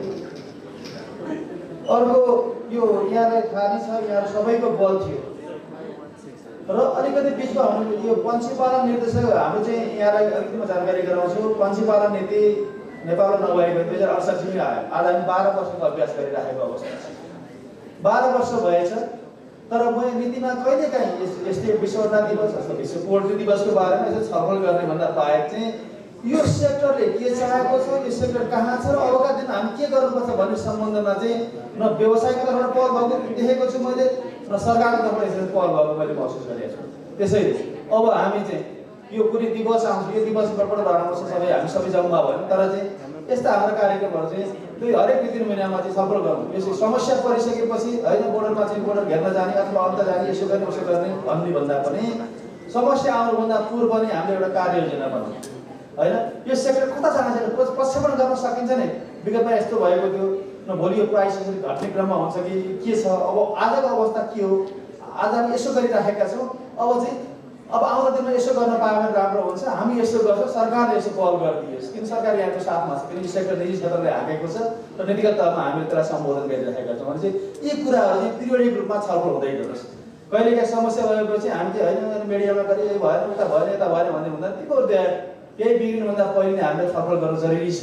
त्यो तमाम व्यवसायीहरू पनि मैले यी पाएको हुनाले चाहिँ म यहाँहरूलाई चाहिँ विशेष गरी चाहिँ लियास कुखुरा पालन वास्तवमा आजको आयोजक नै हुनुहुन्छ र अन्य कुखुरा पालनमा आबद्ध रहेका सङ्घ संस्थाहरू पनि यहाँ भएको यो कुराहरू राख्ने हामी ब्रिडिङ सफल गरौँ के निकास निकालौँ समस्याको बेलामा चाहिँ होइन सधैँभरि पशु विभाग सँगै छ यो सेक्टर प्रबन्धन गर्नको लागि हामी जहिले पनि चाहिँ लागु परेका छौँ झन् मेरो 2 दशकको यो पशु विभागको अनुभवमा यो सेक्टरलाई बडो नजिकबाट मैले विभागीय क्षेत्रमा हेर्नु पर्दा नजिकबाट यो क्षेत्र निहालेको छु मान्छेले बाहिरका सुपरफिसियल यसो हेर्दाखेरि पनि राम्रो यो सेक्टर अगाडि बढिरहेको छ भने देखे पनि यो सेक्टरभित्रका पीडाहरू मैले महसुस गरेको छु यति भन्दैमा यहाँलाई पीडा छ तर हामीसँग भएको सामाजिक उत्तरदायित्व बोल्नु हुँदैन कर्पोरेट सोसल रेस्पोन्सिबिलिटी मैले भनेर CSR कहिलेकाहीँ के हुन्छ भने माछा ठुलो माछाले सानो माछाले खान्छ भन्ने मन कहिलेकाहीँ त्यो यहाँलाई थाहा छ त्यस्तै गरी चाहिँ हामीले यसो विगत 20 वर्षदेखि यहाँले हेर्नुभयो भनेदेखि यहाँहरू सम्पूर्ण व्यवसायहरूका चाहिँ समस्याहरू मैले ज्ञात हुँदाहुँदै पनि यो देशमा किसान चाहिँ जो वैलपाल किसान चाहिँ उद्यमी हुन सकेन भन्ने कुरो गम्भीर चिन्ताको विषयवस्तु छ हजुरले कस्तो लागेको छ होइन हामीले लोन लियौँ काम गऱ्यौँ व्यवसाय गऱ्यौँ अगाडि बढ्न सफल यहाँलाई शुभेच्छा छ तर आजभन्दा 20 वर्ष अगाडि 1000-2000 पाल्ने ब्रोइलर किसानहरू आज मैले 10,000 पालेको छु 15,000 पालेको छु 20,000 पालेको छु भन्ने किसानहरू खासै आउन सक्नु भने ब्रोइलर पालक किसान यहाँ कतिको महसुस गर्नु किसानलाई चाहिँ अगाडि बढाउनको लागि किसानलाई उठाउनको लागि पनि संस्थागत पहल पनि यहाँले गरिदिनु पर्ने सरकारले त्यो पनि हेर्नु किनभने सबैको समुन्नत रूपमा चाहिँ किसान अगाडि आउन सक्यो भने व्यवसाय हुन्छ किसानले भने कुखुरा पालन छोडिदिनु भयो भनेदेखि अब हामी इन्टिग्रेसन भनौँ केही हामीले पनि गरेका छौँ गर्नु पनि पर्छ किनभने व्यवसाय सन्तुलित पनि बनाउनु पर्छ होइन तर के भन्दाखेरि किसानलाई चाहिँ कसरी अगाडि बढ्ने बेला बेलामा त्यो चिन्तनको लागि पनि यो फोरम चाहिँ हाम्रो चाहिँ निर्देशन समितिको फोरम हुन्छ त्यो हामी पछाडि छलफल गर्न सक्छौँ मैले हेर्दाखेरि चाहिँ मेरो अनुभव विगत 20 वर्षदेखि हेर्नुहुन्छ भनेदेखि होइन सामान्य चाहिँ भर्खर प्यारेट राख्नेहरू निकै राम्रो अगाडि बढ्नु भयो कतिपय जिपी नै राख्न थाल्नुभयो 10-20 टनहरू चाहिँ मासु बनाउनेहरू चाहिँ अहिले व्यवसायभित्रका पीडाहरू छ मैले बुझिएको छु फेरि त्यो यहाँले मैले भनिरहँदाखेरि यहाँ अन्यथा नलिनु होला होइन आज ठुल्ठुलो फिड मिलहरू भयो होइन भेरेटोमा जानु पनि के राम्रो टर्न ओभर छ होइन त्यसै गरी चाहिँ दानाहरूको चाहिँ मैले भनिहालेँ चल्लाहरूको भने यी सबै कुराहरू छ लेयर्स पालकहरू पनि केही गर्न सकिन्थ्यो आज 4-5वटा फार्म मात्रै चाहिँ 50,000 1 लाख पालेको छ भन्दै थियो हामी 10 वर्ष अगाडि भनेदेखि आज 2-3 लाखमा चाहिँ जानुभएको धेरै ठाउँहरू हामीले यसमा पनि देख्न सक्छौँ भनेदेखि अलिक साना किसानहरू राख्ने कार्यक्रम हामी गरौँ मैले एउटा सोच लिएको छु त्यसरी ब्रोइलर किसानलाई अगाडि बढाउनु पर्ने छ भने हाम्रो मार्केटिङ प्रणाली व्यवस्था बजार व्यवस्थापन चाहिँ अलिकति निकै नै सुधार गर्नुपर्छ अहिले हामीले चाहिँ 2.5 किलोमा राखेर सिन्डिकेट जुन गरेका छौँ त्यो सिन्डिकेट अन्त गर्नुपर्छ यो मलाई के लाग्छ भनेदेखि ब्रोइलर किसानहरू यसो हेर्नुहुन्छ भनेदेखि यहाँ तमाम भेटरिन भाइ बहिनीहरू पनि हुनुहुन्छ होइन हाम्रो अभ्यासमा पनि मेरो पनि अनुभव छ कुखुरा चल्ला कतिखेर पर्छ के ब्रुडिङ गर्न हामी राम्रो ब्रुडिङ व्यवस्थापन गर्न सकेनौँ भनेदेखि सुरुवातमा हुर्काउन सकेन भने मर्छ कि त 1.5 किलो 2 किलो वेट आइसकेपछि मर्छ बिचमा रोगै हो बिचमा लाग्दैन म भन्दिनँ तर सामान्यतया ब्रुडिङमा बढी कुखुराहरू मर्ने र पछि 1.5 किलो भइसकेपछि मर्छ भने मार्केटिङ प्रणाली हाम्रो चाहिँ बजार व्यवस्थापनलाई हामीले 1.5 किलोमा सीमित गर्न सक्यौँ भनेदेखि भनेको करिब 30 देखि 35 दिनमा हामी बजारीकरण गर्ने 1.5 किलोको आसपासमा गर्ने ठ्याक्कै 1.5 भन्ने हुँदैन अलिकति हामीले त्यो राख्न सक्छौँ त्यो हो भने हामीलाई के फाइदा हुन्छ भन्दाखेरि ह्याचरीवालाहरूलाई पनि समस्या भने चल्ला धेरै सर्कुलर भएको छ यसरी चल्ला 10-20 मा दिनुपर्ने अवस्थाको अन्त हुन्छ दानालाई कुनै समस्या भएर जति दाना खाए त्यसको पैसा आउने होइन अब किसानलाई कसरी अनि अरू कन्ज्युमरलाई हामी जस्तो कन्ज्युमर जति हामी सबै चाहिँ एउटा चाहिँ उपभोक्ता पनि उपभोक्ताको हिसाबले यहाँ हेर्नुहुन्छ भनेदेखि त्यो चाहिँ 1.5 किलोको कुखुरामा सबैभन्दा कम एन्टिबायोटिक जाने चिजहरू मिसाइएको हुन्छ एन्टिबायोटिक निकै कम प्रयोग हुन्छ किनभने जब सुन्नुहोस् न ब्रोइलरको च्याम्नेको उसको चाहिँ क्याडर उठ्छ जिउले 1.5 देखि 2 किलो धान्न बनाएको हुन्छ जबरजस्ती 2.5 किलो 3 किलो हामी बनाउन थाल्यो भनेदेखि रोगै लाग्नु पर्दैन 2 काटा मर्न थाल्छन् हात दिनुहुन्छ डाक्टरको प्राविधिकरण लानुहुन्छ दबाई दिनुहुन्छ रोग लागेर मरेको भनेपछि त्यो रोग नलागिकन कतिपय कुखुराहरू मरेको हुन्छ किसान त पीडामा हुन्छ त्यो सबै दाना खाइसक्यो भ्याक्सिन लगाइसक्यो उपचार गरिसक्यो त्यही कुखुरा मरेको छ भनेपछि आज हामीले के छ भने 10% कुखुरा मऱ्यो भने एक बडो राम्रो 10% मात्र मैले 1900 मैले बेच्न पाएँ भन्ने अवस्था छ बाहिर हेर्नुहुन्छ भने 3% 4% मोडालिटीमा चाहिँ बेचेका छ भने चाहिँ त्यो मार्जिन किसानको लागि हामीले घटाउन सकियो भने किसान भाग्छ त्यसैले बजार व्यवस्था यो बजार व्यवस्थापनमा हामीले अलिकति 1.5 किलोको बजारमा आज पनि यहाँ तमाम भएको हुनाले समय कम हुँदा हुँदै मलाई के लाग्यो भने अलिकति बजारलाई हामीले हेर्नुपर्छ अहिले मान्छेले के भन्छ भने पहिले जस्तो चाहिँ अब कुखुरालाई भुत्ल्याउने चलन भएपछि होइन मासुको लागि धेरै कुखुरा भुत्ल्याउनुपर्छ भन्ने अवस्था हुन्छ अब त्यो अवस्था छैन सबै मेकानाइजेसन गइसकिया छ अब मेसिनले सबै कामहरू गर्छ भनेपछि त्यो अवस्था पनि अन्त हो र सबै यसलाई चाहिँ मिडियाद्वारा दियो भने सबभन्दा स्वच्छ मासु एन्टिबायोटिक कम नभएको मासु भन्न सकेसम्म होइन भिटामिनहरू दिएर केही हुँदैन, कुखुरा दिनुपर्छ आवश्यक मात्रामा। तर चाहिँ होइन त्यो बेलामा 1.5 किलोको मार्केटिङ गर्न सकियो भने एन्टिबायोटिकहरू कम प्रयोग भएको हुन्छ भन्ने कुरो एकदम चाहिँ जगजाहेर नै छ। किनभनेदेखि आत्तिनु हुन्छ किसानहरू वास्तवमा चाहिँ मार्केटिङ प्रणाली राम्रो छैन। अनि कहिलेकाहीँ चाहिँ के हुँदैन 2.5 किलो भनिन्छ, अलिकति धेरै बढाउनु अझ 1-2 दिन थप्ने भन्ने गलत चलन हुन्थ्यो, झन् गलत हुन्थ्यो। मलाई त गलत लाग्छ। झन् ठुलो 2.5-3 किलो बनायो भनेदेखि वास्तवमा मान्छेले त बोटामा कुखुरा खाने हेऱ्यो भने 1 किलोमा किनियो, 2 किलोमा किनियो, 5 किलोमा किनियो भनेपछि धेरै कुखुरा चाहिँ अनि जाम हुन्छ, कुखुरा जाम हुन्छ, समस्या झन् थपिन्छ। त्यसैले यसको बारेमा हामी गम्भीर भएर सोच्नुपर्ने अवस्था छ। छुट्टै पनि कुनै फोरममा यहाँलाई कुरो गर्नु, आज यो फोरम मैले किन प्रयोग गरेको भन्दा यहाँ तमाम व्यवसायीहरू व्यवसायसँग आबद्ध हुनुभएका सरम्याडमहरू भएको हुनाले यो कुराहरू राख्ने। अब हाम्रो एकतिर नीतिगत तहमा पनि केही काममा म एक-दुईवटा कुराहरू भनेर सक्छु। अब किन सक्नु पनि पर्ने छ। माननीय मन्त्रीज्यूको पनि यहाँ निर्देशनहरू बाँकी नै छ, ढिलो भइसकेको छ, मैले बुझेको छु। एकतिर अरू विषयवस्तुमा चाहिँ हामीले अब समय सापेक्ष कुखुराको क्षेत्रमा सुधार गर्नुपर्ने आवश्यकता छ। जस्तै अहिले देश हेर्नुहोस् त, पोहोर साल चाहिँ परार साल बर्ड फ्लूले आक्रान्त भएको मुलुक, क्षतिपूर्ति अहिलेसम्म पनि कतिपयले पाउनु, कतिपयले 10 दिन लागिसक्यो, हाम्रो ऋण छ, हामीले क्षतिपूर्ति पाएको छैन भन्ने अवस्था छ। मुलुक यसरी सधैँ क्षतिपूर्ति दिने भन्नाले यसको पर्मानेन्ट सोल्युसन के छ त्यो चाहनु पर्छ, हामी त्यो हेर्नुपर्छ होइन।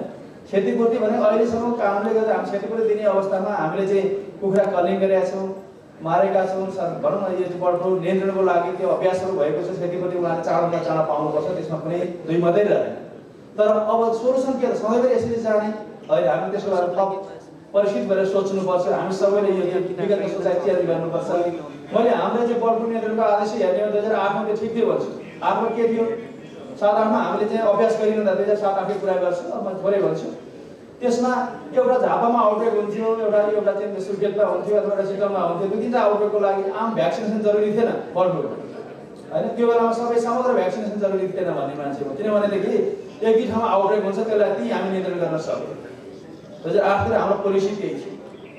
अब 15मा आएपछि यहाँहरूको पनि कुरा खासै आएन, बाँचिएर आयो। एउटाले यो भन्नु सक्यो, यो समग्र रूपमा चिन्तन गर्नुपर्छ बसेर होइन। दुईटा खेमा भन्ने होइन, यो सेक्टर कसरी अगाडि बढ्छ त्यसरी हामीले हेर्ने हो। खेमा हुँदैन यो सेक्टर, किसानको लागि गर्ने हो, सबैको राम्रोको लागि गर्ने। 15तिर आउँदाखेरि हामीले त्यो बेला हाम्रो यो चाहिँ इन्डेमिक भएको थियो। इन्डेमिक भनेको त्यसमा स्थापितै भइसकेको थियो भने चाहिँ हाम्रो पोलिसी त्यता ड्रिभन हुनु पर्थ्यो भन्ने मान्छे हो होइन। र किनभनेदेखि यो सेक्टरलाई के भने हामीले कहिलेसम्म क्षतिपूर्ति दिएर जान सक्छौँ। यो चाहिँ बङ्गलादेशले निकै राम्रो अभ्यास गरेको छ, भ्याक्सिन गरेको छ, उसको एकदम राम्रो छ भन्ने बुझिएको छ। भ्याक्सिन गरेको मुलुक पनि राम्रो छ। श्रीलङ्काले हाम्रो आफ्नोदेखि चाहिँ बर्ड फ्लू छैन भनिएको छ। अरू मुलुक राम्रोसँग गएको छ भने हाम्रो चाहिँ यो मुलुकमा हाम्रो चाहिँ उद्देश्य के भन्दाखेरि कहिले के गर्छौँ भनेदेखि होइन यो चाहिँ कहाँ हुन्छ, यो गऱ्यो भने केही चाहिँ बाहिर पठाउनु मिल्दैन, इन्डियालाई त घोषणा गरेको छैन भन्छ। इन्डियामा के छ, आज कतार जानु, अन्य गल्फ कन्ट्रीमा जानु हो भनेदेखि मासु कहाँबाट आएको कुखुराको भन्दा इन्डियाबाट आएको त्यहाँ एक्सपोर्ट भइरहेको छ। हामीले के गर्नुपर्छ, हामीले पहिले हाम्रो डोमेस्टिक पोल्ट्री इन्डस्ट्रीलाई जोगाउनुपर्छ। र त्यो जोगिन सक्यो भनेदेखि भोलिका एक्सपोर्टमा हाम्रो नीतिहरू त्यही भएर नीति डाइनामिक हुन्छ। हामीले पहिले जे बनाएको त्यो कहिले पनि त्यही नीति चाहिँ पनि लाग्दैन, काम लाग्दैन। म त्यही भन्छु, भोलि हामीले एक्सपोर्ट गर्ने अवस्थामा पुग्यो भनेदेखि हाम्रो जुनेसन भन्छ एउटा क्षेत्रलाई चाहिँ यो फ्री मुक्त घोषणा गरौँला, त्यहाँबाट चाइना जान सक्छ, चाइना पठाउला, अन्त डिमान्ड छ भने अन्त पठाउला, त्यसरी जाने हो। वास्तवमा हामीले त्यो नीतिहरू लिनुपर्छ भनेदेखि 15तिर मैले भनिहालेँ, हाम्रो यसलाई पनि उपयुक्त थियो होला। अब 20 पछि त भन्यो भने हामी बर्ड फ्लूकै भ्याक्सिन गर्ने कि भन्ने हिसाबले सोच्नुपर्ने बेला भएको छ। मैले आजै सकियो अन्तिमै हो होइन, आजै यी कुराहरू गरिनँ। किनभनेदेखि सधैँभरि हामी चाहिँ यो चाहिँ के हुन्छ भनेर पीडामा बाहिरबाट आएको चाहिँ एकदम चाहिँ गुणस्तरहीन भ्याक्सिन प्रयोग गर्ने अथवा चाहिँ थाहा नै नभएको भ्याक्सिन प्रयोग गर्ने अवस्थाहरूको अन्त हुनुपर्छ। एउटा पोलिसीमा हामी जानुपर्छ। मैले यो यहाँलाई किन भन्न खोजेँ भनेदेखि बसेर छलफल गरौँ, निकास निकालौँ। मैले यहाँ निर्णय गर्ने भन्दा पनि समग्र यहाँ सबैको स्टेकहोल्डर हामी बसौँ होइन। सबैजना बसिकन हामी छलफल गरेर अगाडि बढ्छौँ। किन मुलुक धान्न सक्ने र यहाँ यो पोल्ट्री इन्डस्ट्री जोगाउन सक्ने नीति हामीले लिनुपर्छ भन्ने किसिमले मैले यहाँ जस्ट एउटा विषयवस्तु उजागर मात्रै गरेको हो। यो फाइनल डिसिजन हाम्रो मन्त्रालय पनि रहन्छ। मेरो जहिले पनि के भने यस सेक्टरलाई, यो क्षेत्रलाई जोगाउनको लागि पश्चात विभागको सकारात्मक रोल रहन्छ र यहाँहरू सबैको चाहिँ सहकार्य चाहिँ हामीले अपेक्षा गरेका छौँ। र यो सेक्टरलाई जोगाउनको लागि र फेरि पनि जोडी किसान जोगियो भनेदेखि यो सेक्टर जोगिन्छ। किसान चाहिँ साह्रै होइन। अब चाहिँ मैले अघि भने बोइलरमा के हुन्छ भने कुनै पनि जानु भने एउटाले अर्कोलाई बेच्नु, अर्कोलाई बेच्नु, खालि अनसुट मात्र ट्रान्सफर मैले त्यो त्यस्तो होइन कि किसानलाई पनि व्यवसायिक बनाउने किसिमको सोच सहित यो तमाम पोल्ट्री व्यवसाय आउँछ भने पशु विभाग चाहिँ सहकार्य र समन्वय गर्नको लागि नीतिगत तहमा गर्नुपर्ने पहलहरू चाहिँ हामी यो सेक्टरको लागि गर्न तयार छौँ। फेरि पनि यहाँ बोलाउनु भयो, आउँदाखेरि ढिला भयो, अलिकति ट्रेनको ढिलाले गर्दाखेरि तैपनि मैले दुईटै चाहिँ पेपर सुन्न पाएँ। I would like to thank Pawan Kumar for highlighting the importance of protein and its implication everything about the protein होइन सबै भन्नुभयो र डाक्टर साहबले झन् बडो राम्रोसँग यो एकदम राम्रो प्रोटिन भनिसक्नु भएको छ। मैले आयोजक नेपाल भेटनरी एसोसिएसन र नेपाल ल्यास कुखुरा पालक सङ्घलाई विशेष धन्यवाद दिन्छु र यसको प्रायोजन गरिदिनु भएको उहाँहरूलाई thank US soya and use यो समस्त प्रायोजनको लागि र माननीय मन्त्रीको उपस्थितिले गरिमामय थप चाहिँ बनाएको छ यो अन्तर्क्रिया कार्यक्रमलाई म माननीय मन्त्रीजी लगायत सम्पूर्ण उपस्थित हुनुभएका अतिथिगण लगायत समग्र यहाँ सबैलाई पशु विभागको तर्फबाट धन्यवाद दिँदै र यो सेक्टरलाई जोगाउनको लागि विभाग जहिले पनि तल्लिन्छ भन्ने पनि यहाँलाई फेरि पनि निवेदन गर्दै मेरो मन्तव्य अन्त गर्न चाहन्छु। हवस्, धन्यवाद। नमस्कार।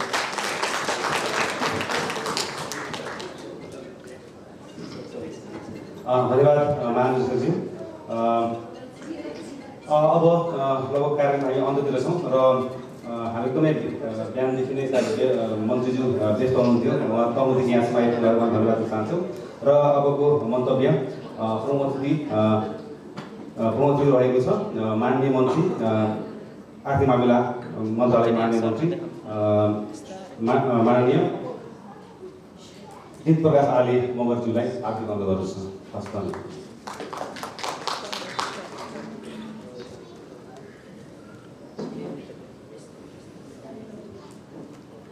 धन्यवाद डाक्टर राजकुमार चौधरी। स्वस्थ भविष्यको लागि अन्डा मूल नाराका साथ संयुक्त रूपमा नेपाल कुखुरा पालक सङ्घ र नेपाल भेटनरी एसोसिएसनको संयुक्त रूपमा आयोजना गरिएको यो विश्व अन्डा दिवसको सभापति महोदय, यसमा सहभागी हुन आउनुभएका हाम्रो पशु सेवा विभागका निर्देशक लगायत भेटनरी पोल्ट्रीसँग सम्बन्धित सरकारी र उद्यमशील संस्थाका तर्फका प्रतिनिधिहरू, वास्तवमा आज यहाँ विशेष डाक्टर पवन कुमार र डाक्टर सन्दीप ओलीजीले अन्डाको बारेमा त्यसको महत्त्व, त्यसको आवश्यकताको बारेमा प्रकाश पार्नुभयो। त्यो चाहिँ म आफूले एउटा कन्फ्युजन क्रिएट भयो। अस्ति भर्खरै मलाई चिकित्सकले एउटा के सल्लाह दिनुभएको थियो भने तपाईँको अलिकति टिजी बढी छ, पहेँलो भात नखाएकै बेस भनेर भन्नुभयो। आज सन्दीप ओलीजीले डाक्टर सन्दीपले केही फरक पर्दैन, त्यो चाहिँ त्यो हानिकारक होइन, त्यो चाहिँ भन्नुभएको छ।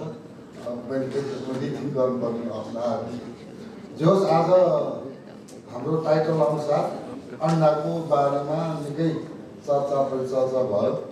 डाक्टर पवन अग्रवालजीलाई पनि म हार्दिक धन्यवाद दिन चाहन्छु। र त्यसबाहेक यहाँ अलिकति कुरा चल्यो कुखुराको कुरा, पोल्ट्रीको कुरामा नेपालको सन्दर्भमा तुलनात्मक रूपमा अरू पेसा अरू क्षेत्रमा भन्दा त्यसले राम्रै स्थान लिएको छ। त्यही पनि यहाँ धेरै र्युमर चलेको छ। अघि नेता शिवजीले भन्नुभयो जस्तै कुराहरू के छ भने यो चिकनमा चाहिँ बढी एन्टिबायोटिक चलाएको हुन्छ, औषधिहरू हुन्छ, यो खानु हुँदैन भन्ने कुराहरू छ। त्यति मात्र होइन, यो कुखुरा पालकहरूले सिन्डिकेट चलाएको छ। त्यो मासुको मूल्य घट्छ भनेर चल्ला चाहिँ यति चल्ला नाश गर्यो भनेर गरेको छ। त्यसले गर्दाखेरि अलिकति पब्लिकमा कुखुरा पालकसँगै त्यो अलिकति स्पष्ट जनताले चाहिँ बुझ्ने किसिमको कुराहरू हुनुपर्छ जस्तो मलाई लाग्छ। अब उत्पादन धेरै भयो, माग कम भयो, अब त्यो भाउ त घट्छ नै, त्यो अर्थशास्त्रको नियम हो। तर हामीले के गर्नु प्रयत्न गर्नुपर्छ भने खास गरेर हामी यो गण्डकी प्रदेश सरकारले के चाहन्छौँ भने विशेष गरेर अहिलेको यो कन्डिसनमा हामीले छिटो उत्पादन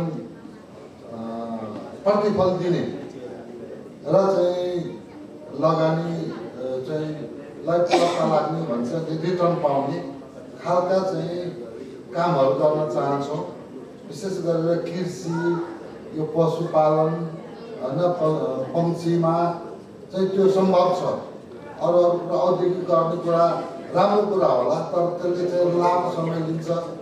तर यो पशु पक्षीको कुखुराकै कुरा लिउँ न, अब 2-4 महिनामा यसको चाहिँ आइहाल्छ, त्यसले एउटा उत्पादन दिइहाल्छ। त्यसकारण यस्तो कुरामा हामी सहयोग गर्न चाहन्छौँ कृषकलाई। तर त्यो कसरी जाने? हिजोका दिनहरूमा जति अनुदान दिए त्यो अनुदानहरू वास्तविक कृषकको हातमा पुगेन। बिचमै सेटिङमै बिचौलाले नै खाए, न त्यसले कृषकको हातमा पुर्याउन सक्यो, न त्यसले उत्पादकतामा वृद्धि गर्यो। त्यसकारण यो एकदमै राम्रो भएन भनेको हुनाले हामीले त्यो अनुदान, प्रत्यक्ष दिने अनुदान हटाएका छौँ। अब उत्पादनमा आधारित अनुदान साँच्चै कृषकको हातमा कसरी पुर्याउन सकिन्छ, उत्पादनलाई कसरी वृद्धि गर्न सकिन्छ, त्यस्तो मोडेलमा हामी अनुदान दिन चाहन्छौँ। यसको लागि हामी सम्बन्धित पक्षसँग छलफल गर्न तयार छौँ। त्यस्तो मोडेलको खोजीको चाहिँ तयारी छौँ र हामी बढी उत्पादन भयो भने यसलाई हामीले स्टोर गर्ने विधिहरू पनि खोज्नु पर्यो अथवा एक्सपोर्ट गर्ने विधिहरू खोज्नु पर्यो। अब मासुको पैसा घट्यो भनेर मार्ने होइन, हामीले त्यसलाई अझै विस्तृत गरेर त्यो मासु स्टोर गरेर पछिसम्मलाई कसरी राख्न सकिन्छ त्यसको प्रविधि खोज्नु पर्यो। अथवा समुद्र पारी कतै चाहिँ त्यसलाई निर्यात गरेर किसानको चाहिँ लागत उठाउने खालको काम भयो भने राम्रो हुन्छ। होइन यो बजारमा आएको जस्तो कुरा साँच्चै कुरा हो भने यसले न व्यवसायलाई फाइदा गर्छ, न मुलुकलाई फाइदा गर्छ। त्यसकारण यतातिर सबैको ध्यान जान सक्यो। यो आजको चाहिँ यो अन्डा दिवसले यसलाई सकारात्मक बाटो हिँडाल्न सक्यो भने यो सबभन्दा ठुलो उपलब्धि हुनसक्छ जस्तो मलाई लाग्छ। र विशेष गरेर म आयोजकलाई मलाई आमन्त्रणा गर्नुभयो, यहाँको कुरा सुन्ने जुन मौका दिनुभयो त्यसको लागि विशेष धन्यवाद दिँदै मेरो भनाइ अन्त्य गर्दछु। धन्यवाद। जय नेपाल।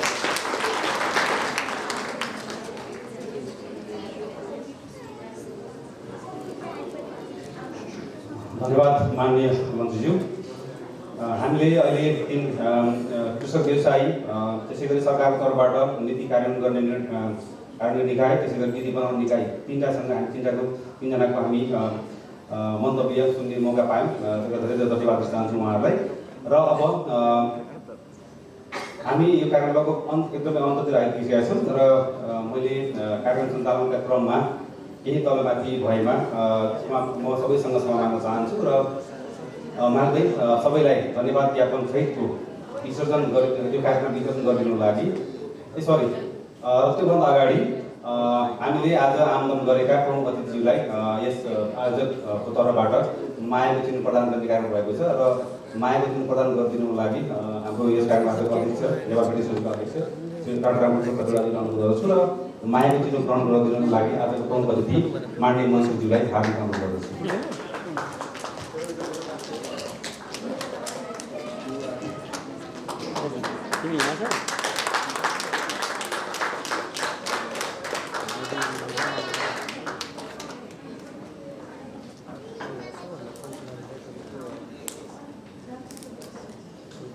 धन्यवाद। पुनः मैले अघि फेरि क्षमा माग्न चाहन्छु म र अब यस कार्यक्रमको आज यस कार्यक्रमलाई बिक मार्नको लागि र सम्पूर्ण सहभागी अतिथिहरूलाई धन्यवाद ज्ञापन सहितको विसर्जन गरिदिनु लागि नेपाल फेडरेसनका अध्यक्ष डाक्टर रामकृष्ण खतिवडाज्यूलाई हार्दिक अनुरोध गर्दै र कार्यक्रम लगत्तै रात्रि भोज कार्यक्रम पनि रहेको हुनाले सम्पूर्णलाई म त्यहाँ स्वागत चाहन्छु र म यस मञ्चबाट बिदा हुँदै हस्। धन्यवाद, नमस्कार। धन्यवाद राजा साहब।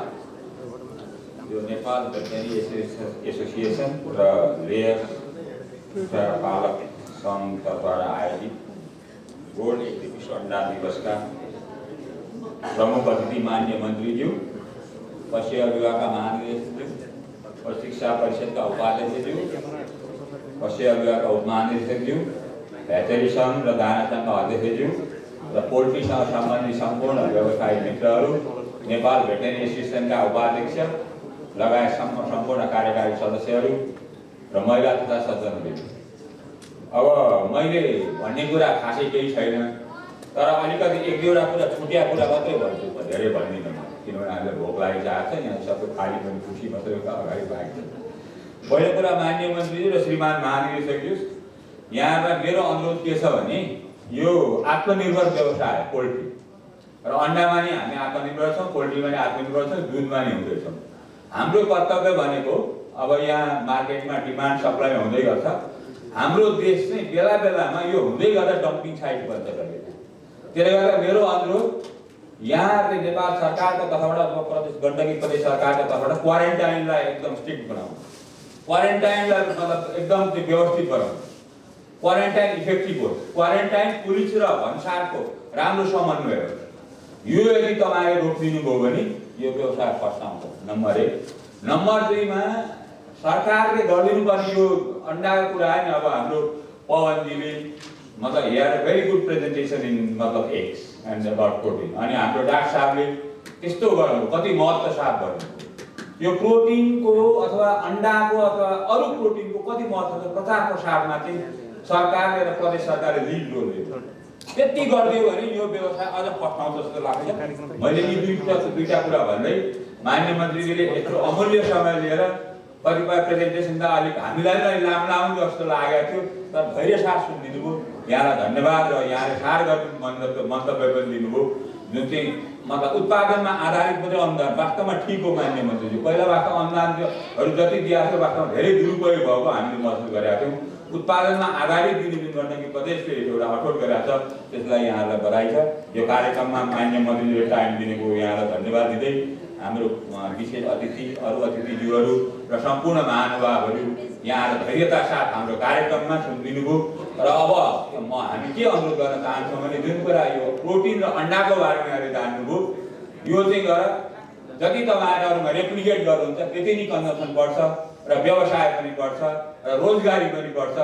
र त्यसले गर्दाखेरि हाम्रा दाजुभाइ दिदीबहिनीहरू मलेसियाको जङ्गल र साउदी अरबको अथवा मतलब उसमा मरुभूमिमा काम गरेर जानु पर्दैन, कमसेकम यहाँ रोजगारीको सिलसिला हुन्छ।